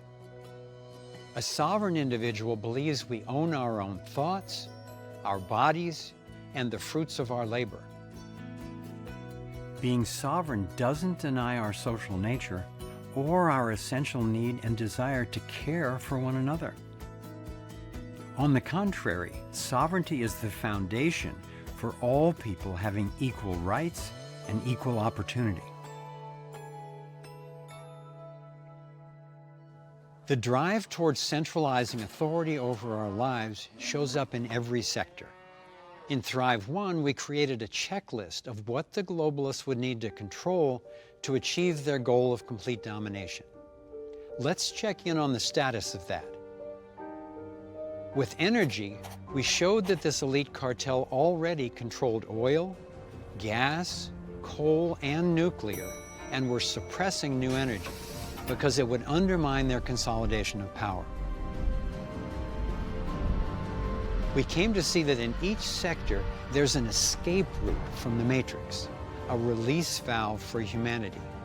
And it's always characterized by strengthening individual sovereignty, decentralizing power, and harmoniously aligning with the principles of the field.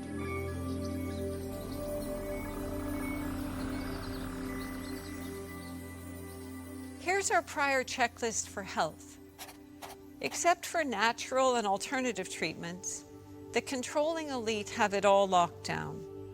Currently, the risk involved in providing alternatives is serious. An inordinate number of holistic doctors in the U.S. have died mysteriously in the last several years, many of whom were working on natural cancer treatments or exposing the link between vaccines and brain damage. The other two most effective doctors we met, whose results we saw curing cancer, including in some of our friends, are now in hiding in other countries after assassination attempts on their lives in the U.S. Efforts to centralize continue.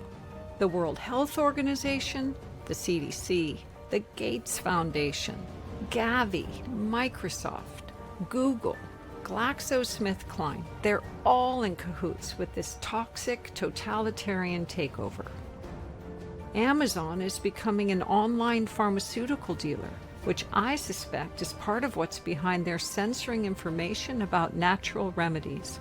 Monsanto's now operating under the auspices of Bayer, so environmental toxins that make you sick and the companies who sell you drugs to manage the symptoms are all in one big funnel, which is why they're intimidating and eliminating those who would bring non-pharmaceutical, natural healing.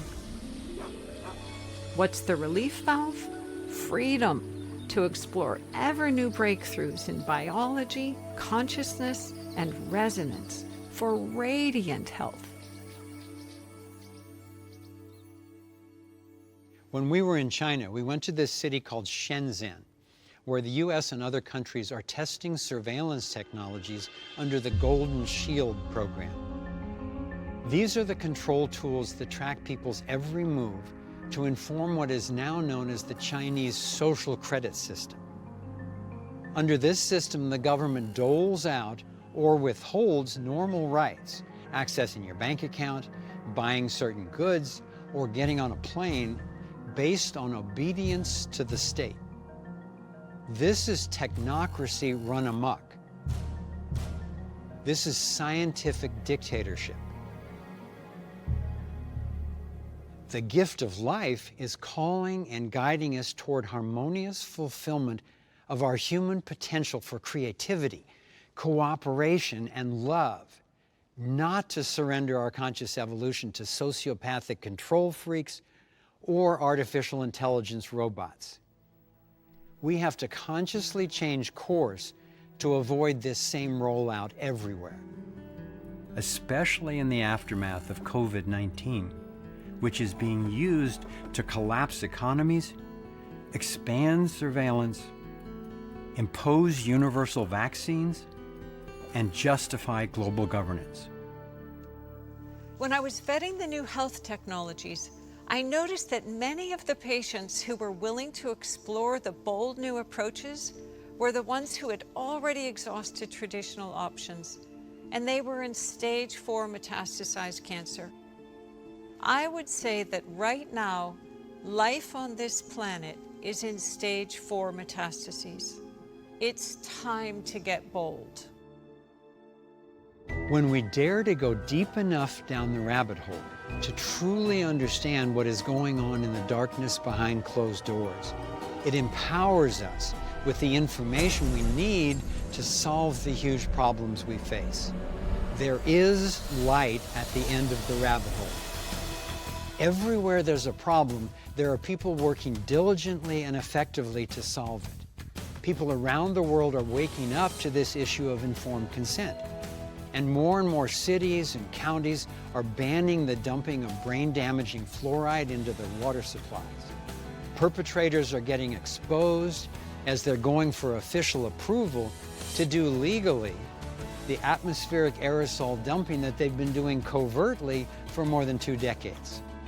And as a result of organized pressure from people impacted by Monsanto Bayer's glyphosate herbicide, it was finally reclassified as a carcinogen. Now it, along with more and more genetically modified crops, is being banned from counties and countries around the world. Protests are also emerging worldwide against the involuntary, sickening radiation that comes with 5G. The common theme to all of these solutions is restoring the wholeness of natural systems. One of the most far-reaching actions we can take is to support organizations and countries working to establish legal rights for nature. It would significantly help limit pollution and restore ecosystems. Of course, we all need to access resources from our environment to survive, but we can prevent the destruction of ecosystems in the process. And we need to. All life matters. Centralized money is pretty much the linchpin of the entire domination agenda. Primary perpetrators tend to be in the financial industry because it's the money that gives them the ability to control politicians, who control the military, or control people. They've almost completed their plan to have the entire world funneled through one debt-based fiat currency system.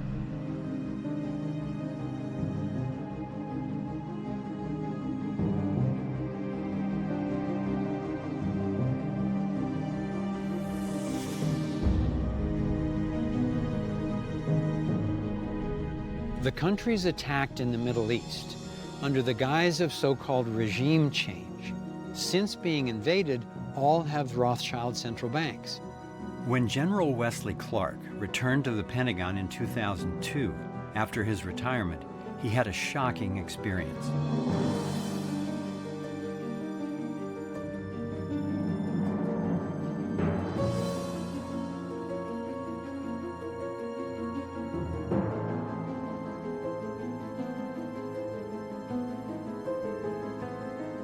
The only countries which have not been absorbed into this banking scheme are in the crosshairs: Iran, North Korea, and Cuba.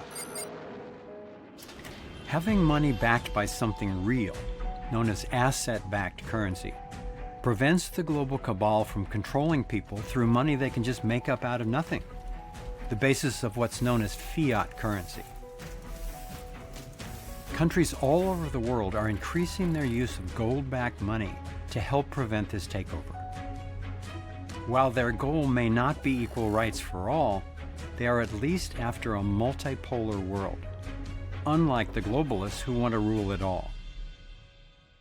Brazil, Russia, India, China, and South Africa have created an alliance that represents a bloc close to the size of NATO and nearly half of gross domestic production across the planet. They're doing multi-billion-dollar deals, especially for oil, that are being settled in gold and gold-backed yuan, the currency of China. At their invitation, Kimberly and I met with various leaders of the Asian Dragon Alliance, an ancient confederation of royal families from China, Japan, Indonesia, the Philippines, and Vietnam. This alliance is spearheading a return to asset-backed currencies worldwide. They've been mining and collecting off-record gold troves for centuries. They helped to create the Asia Infrastructure Investment Bank, backed by $200 billion in gold, as an alternative to the IMF and World Bank, which have destroyed the economies of so many countries with their unrepayable loans. They've also helped to create the Shanghai Gold Exchange, which deals in real precious metal assets rather than the fiat paper scams by which big banks have been manipulating metals markets for years. Fortunately, decentralized alternatives are emerging. Innovators all over the world are creating authentic blockchain and asset-backed alternative currencies.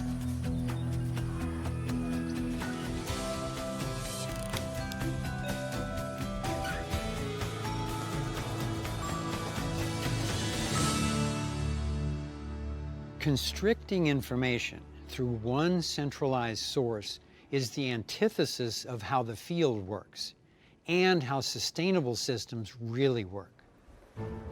Our education, media, and even our scientific inquiry are funneled through the same centralized control grid. Just as alternative technologies are being kept from us, so are alternative perspectives. One curriculum taught, one scientific worldview accepted. Left and right media are essentially owned and sponsored by the same handful of companies, and censorship is ramping up daily. What's being censored? The people and content that would empower us as individuals with information and tools that support our freedom. The ultimate empowering of individuals happens with information. The unified field itself is essentially an information transfer system at every scale. Constant feedback is what enables any system to thrive, be it a body, an organization, an ecosystem, or a civilization.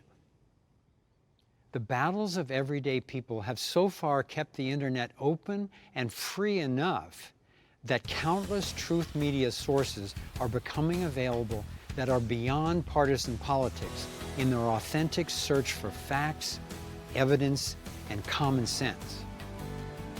The following of many of them is rivaling and surpassing that of so-called mainstream news. As effective as the consolidation has been, there are many areas where the agenda is being revealed and people are refusing to tolerate it. So far, we've been effective against governments and corporations who try to get RFID chips into our bodies, by which they could further track and control us. There are growing movements to expose pedophilia rings and stop child sex trafficking in Canada, the Netherlands, Australia, Belgium, the UK, the US, and elsewhere. In addition to the horrific abuse of innocent children, these networks are used by the cabal to get photos of influential people engaged in sex with minors, which they use as blackmail to keep the control agenda in place. Also on the progress list, even before the closing of schools in the 2020 pandemic, there were already increasing educational options to replace the mandatory indoctrination of traditional government schools. And through the hard work and tenacity of independent journalists and truth seekers, marginalized topics are now beginning to go mainstream. Even the New York Times, CNN, and the Vatican have all finally confirmed that yes, there are videos and other official sightings of UFOs, and that whoever is making these ships has capabilities way beyond anything in the known military fleet. There's a whole fleet of them. Look on the ASA. My gosh. They're all going against the wind. The wind's 120 knots to the west. Look at that thing, dude. This was extremely abrupt, like a ping pong ball bouncing off a wall. The ability to hover over the water and then start a vertical climb from basically zero up towards about 12,000 feet and then accelerate in less than 2 seconds and disappear is something I had never seen in my life. While we are making progress on many fronts, the reality of our global interconnectedness is very different from a global government. A global government would need to get all of us to financially support it. Fear of a global pandemic can increase people's willingness to buy into this global authority. Anyone concerned about the risks of forfeiting rights is shamed for not caring about the health of their fellow citizens. Just like anyone questioning the science behind the failing global warming models or mentioning the obvious role of the sun is condemned for not caring about the environment. As we laid out in Thrive 1, the globalist end goal is to centralize law, money, and police enforcement into one totalitarian command structure, with energy as its control currency. This centralization goes by many names: Agenda 21, 2030, global governance, the New World Order, all under the guise of the Rothschild-Rockefeller-created United Nations.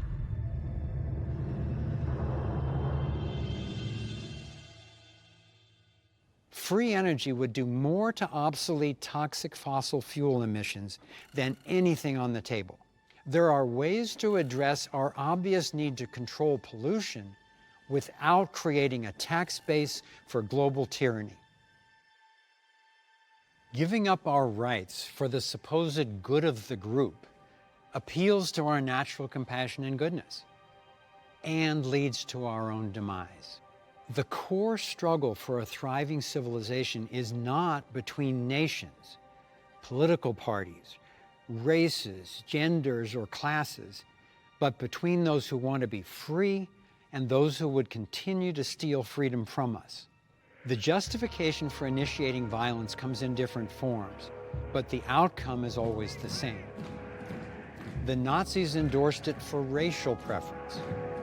The communists condoned it on behalf of a social class. The social democracies claim the right to initiate force whenever they deem it serves the common good.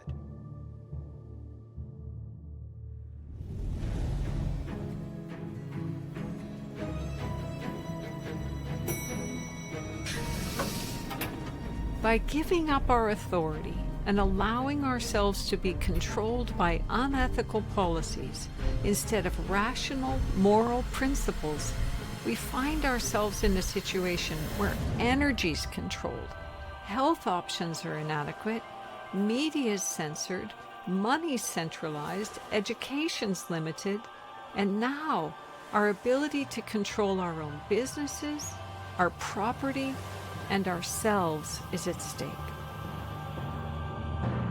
The definition of socialism is government taking over the means of production.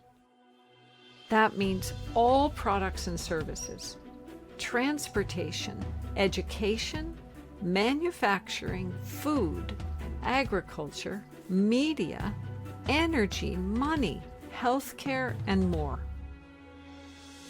In recent times, it's democratic socialism that's touted as the system by which most people will be cared for and prosper. But systems based on unequal rights will never meet the needs of most people in the long run. It doesn't work that way.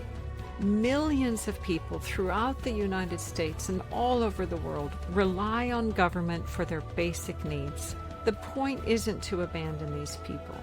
It's to develop strategies for transition to a free world that empowers them.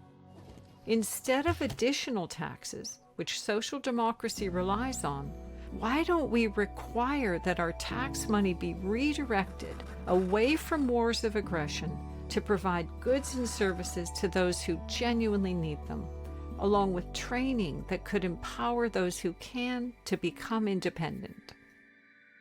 More than 100 million people were starved, tortured, and killed under the socialist regimes of Hitler's Germany, Stalin's Russia, Mao's China, Pol Pot's Cambodia, Kim Jong-un's North Korea, Chavez's Venezuela.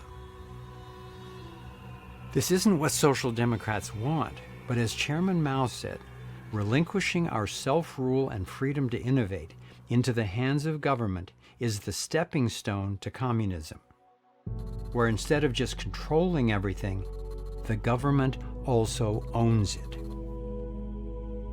Pro-socialists of any age either don't know about this or they somehow believe this time it will be different.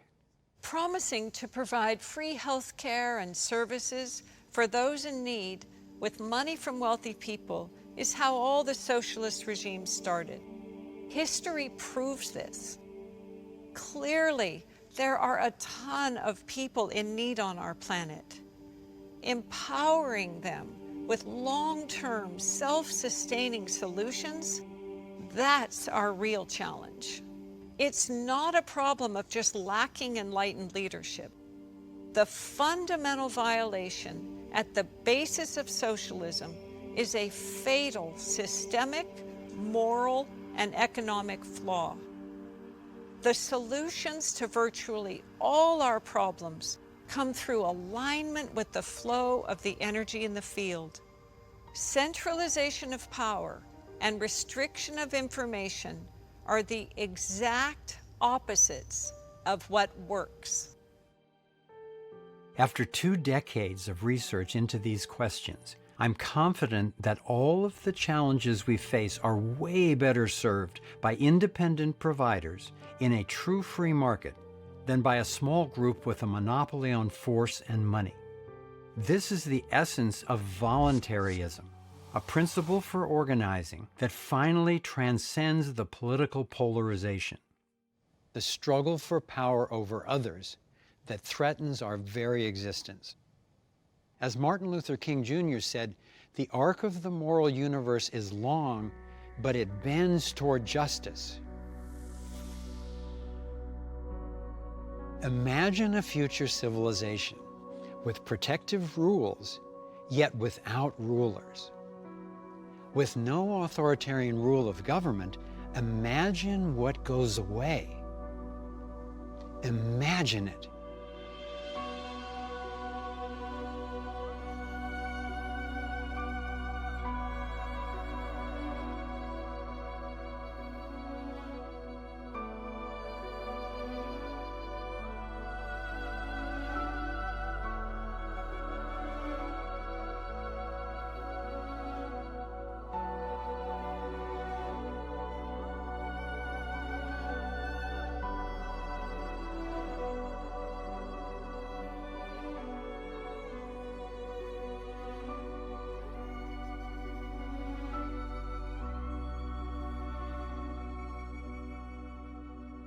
The pain of our current inequality and planetary destruction cannot legitimately be laid at the feet of capitalism, because we don't have free market capitalism.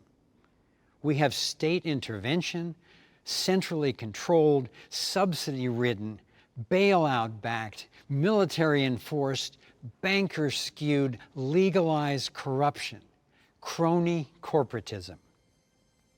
To call what we have capitalism is an insult to honest workers, managers, entrepreneurs, and investors, whether it's Steve Jobs, Oprah Winfrey, or your children at their lemonade stand.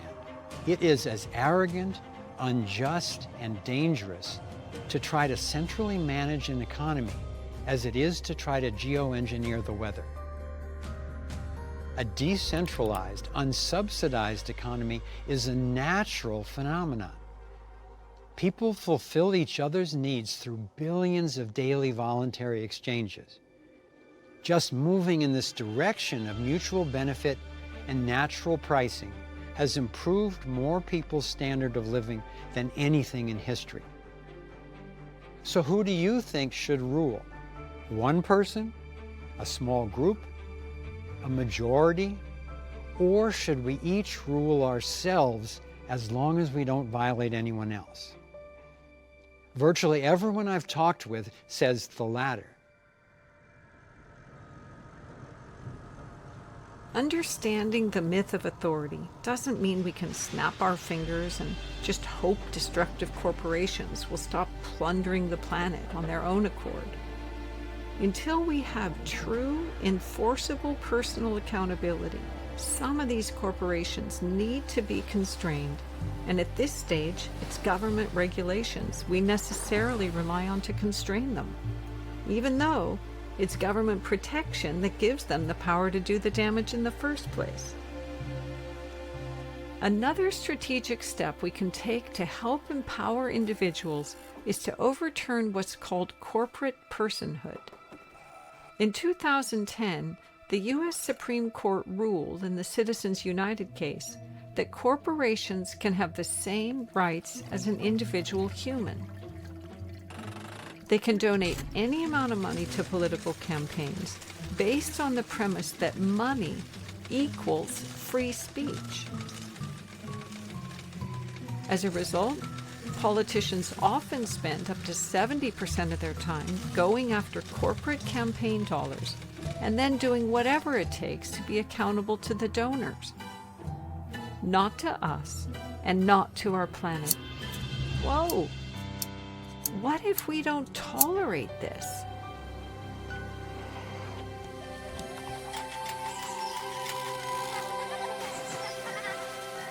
The non-aggression principle does not count on good behavior from everyone. Quite the contrary. Individual accountability, enforced by rules, curtails bad behavior, unlike what we have now that essentially rewards corruption and promotes those who best serve the controlling agenda. All of these deceptive and coercive funnels lead to the inevitable suffering and death that socialism, communism, and fascism inflict. Government expands its power at the expense of individuals because protecting itself is its primary job. The job of enlightened rules is to protect people and the planet.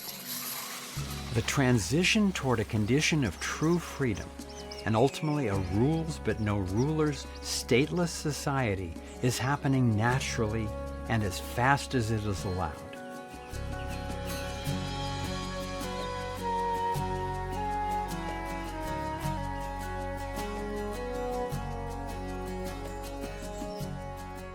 In the United States, already over 90% of civil cases are resolved through alternative dispute mediation rather than the government courts.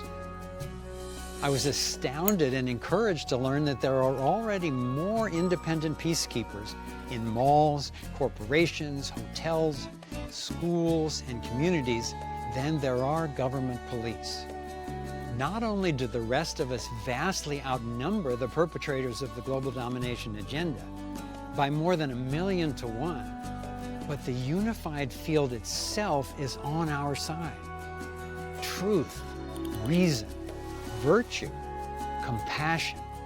These are the real-life superpowers that emerge when you align with the field. On the other hand, those who would want to control or destroy us, they're trying to go up against the entire unified field.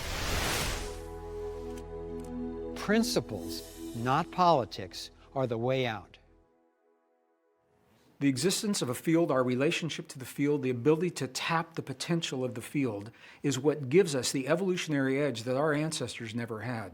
The edge to not only survive, but to thrive in the existence of the new world that's emerging, the new world that you and I are designing because now we know about the field.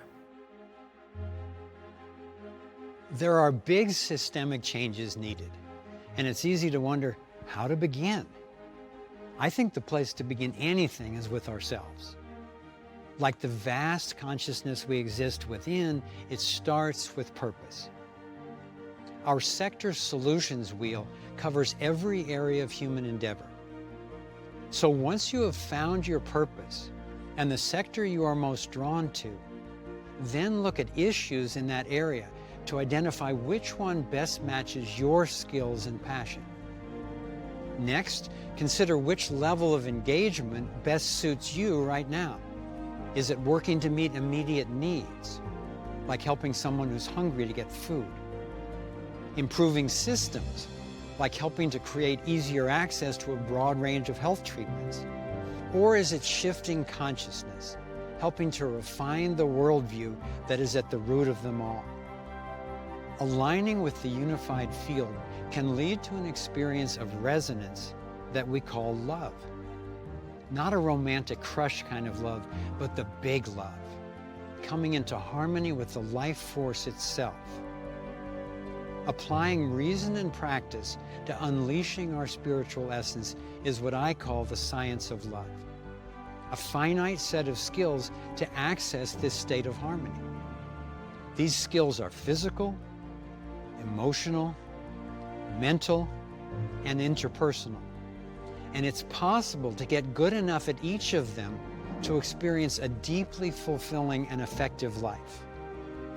I believe these skills are not only obtainable, but in fact, evolving new abilities is ordained in our evolutionary code.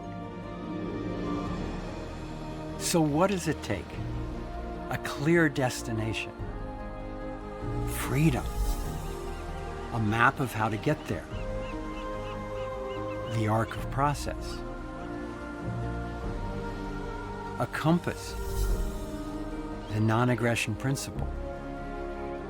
And a strategy. Restoring wholeness to natural systems. Aligning with the field.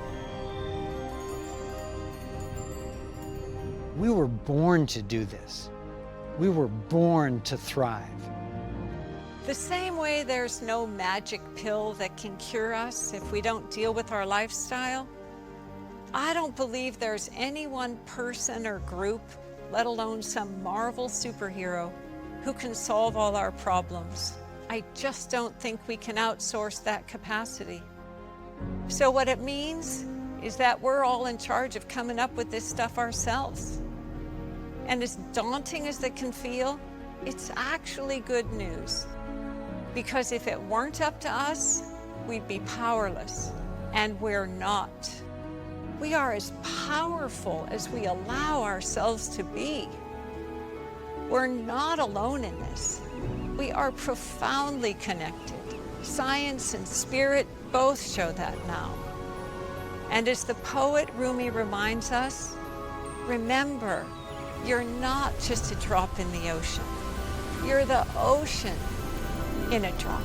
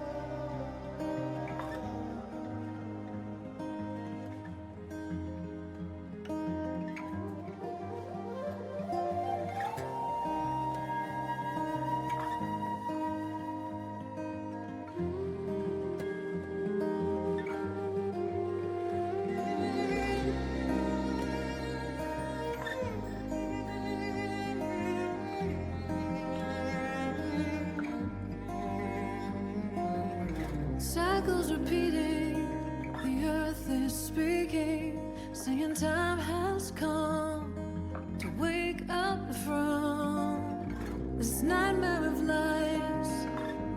So many shattered lives reaching out, crying, crying out for freedom, crying out for love, carried by a current till we stand side by side on the brink of a brand new dawn. We come together while the waters rise. There's a stirring deep inside, deep inside. We come together to stand up for our lives. What on earth does it take to thrive? While we've been sleeping, our hearts were beating so much closer than we ever knew. Beneath the noise, there is an inner voice whispering clear and true. The veils are finally lifting, the waves becoming clear. And there's a dream without a limit, and a vision so strong, every person knows they belong. We come together while the waters rise. There's a stirring deep inside, deep inside. We come together to stand up for our lives. What on earth does it take to thrive? Come together while the waters rise. There's a stirring deep inside, deep inside. We come together to stand up for our lives. What on earth does it take to thrive? Out in the open, thrive, healing what's broken. Every heart, every life, claiming our place in life.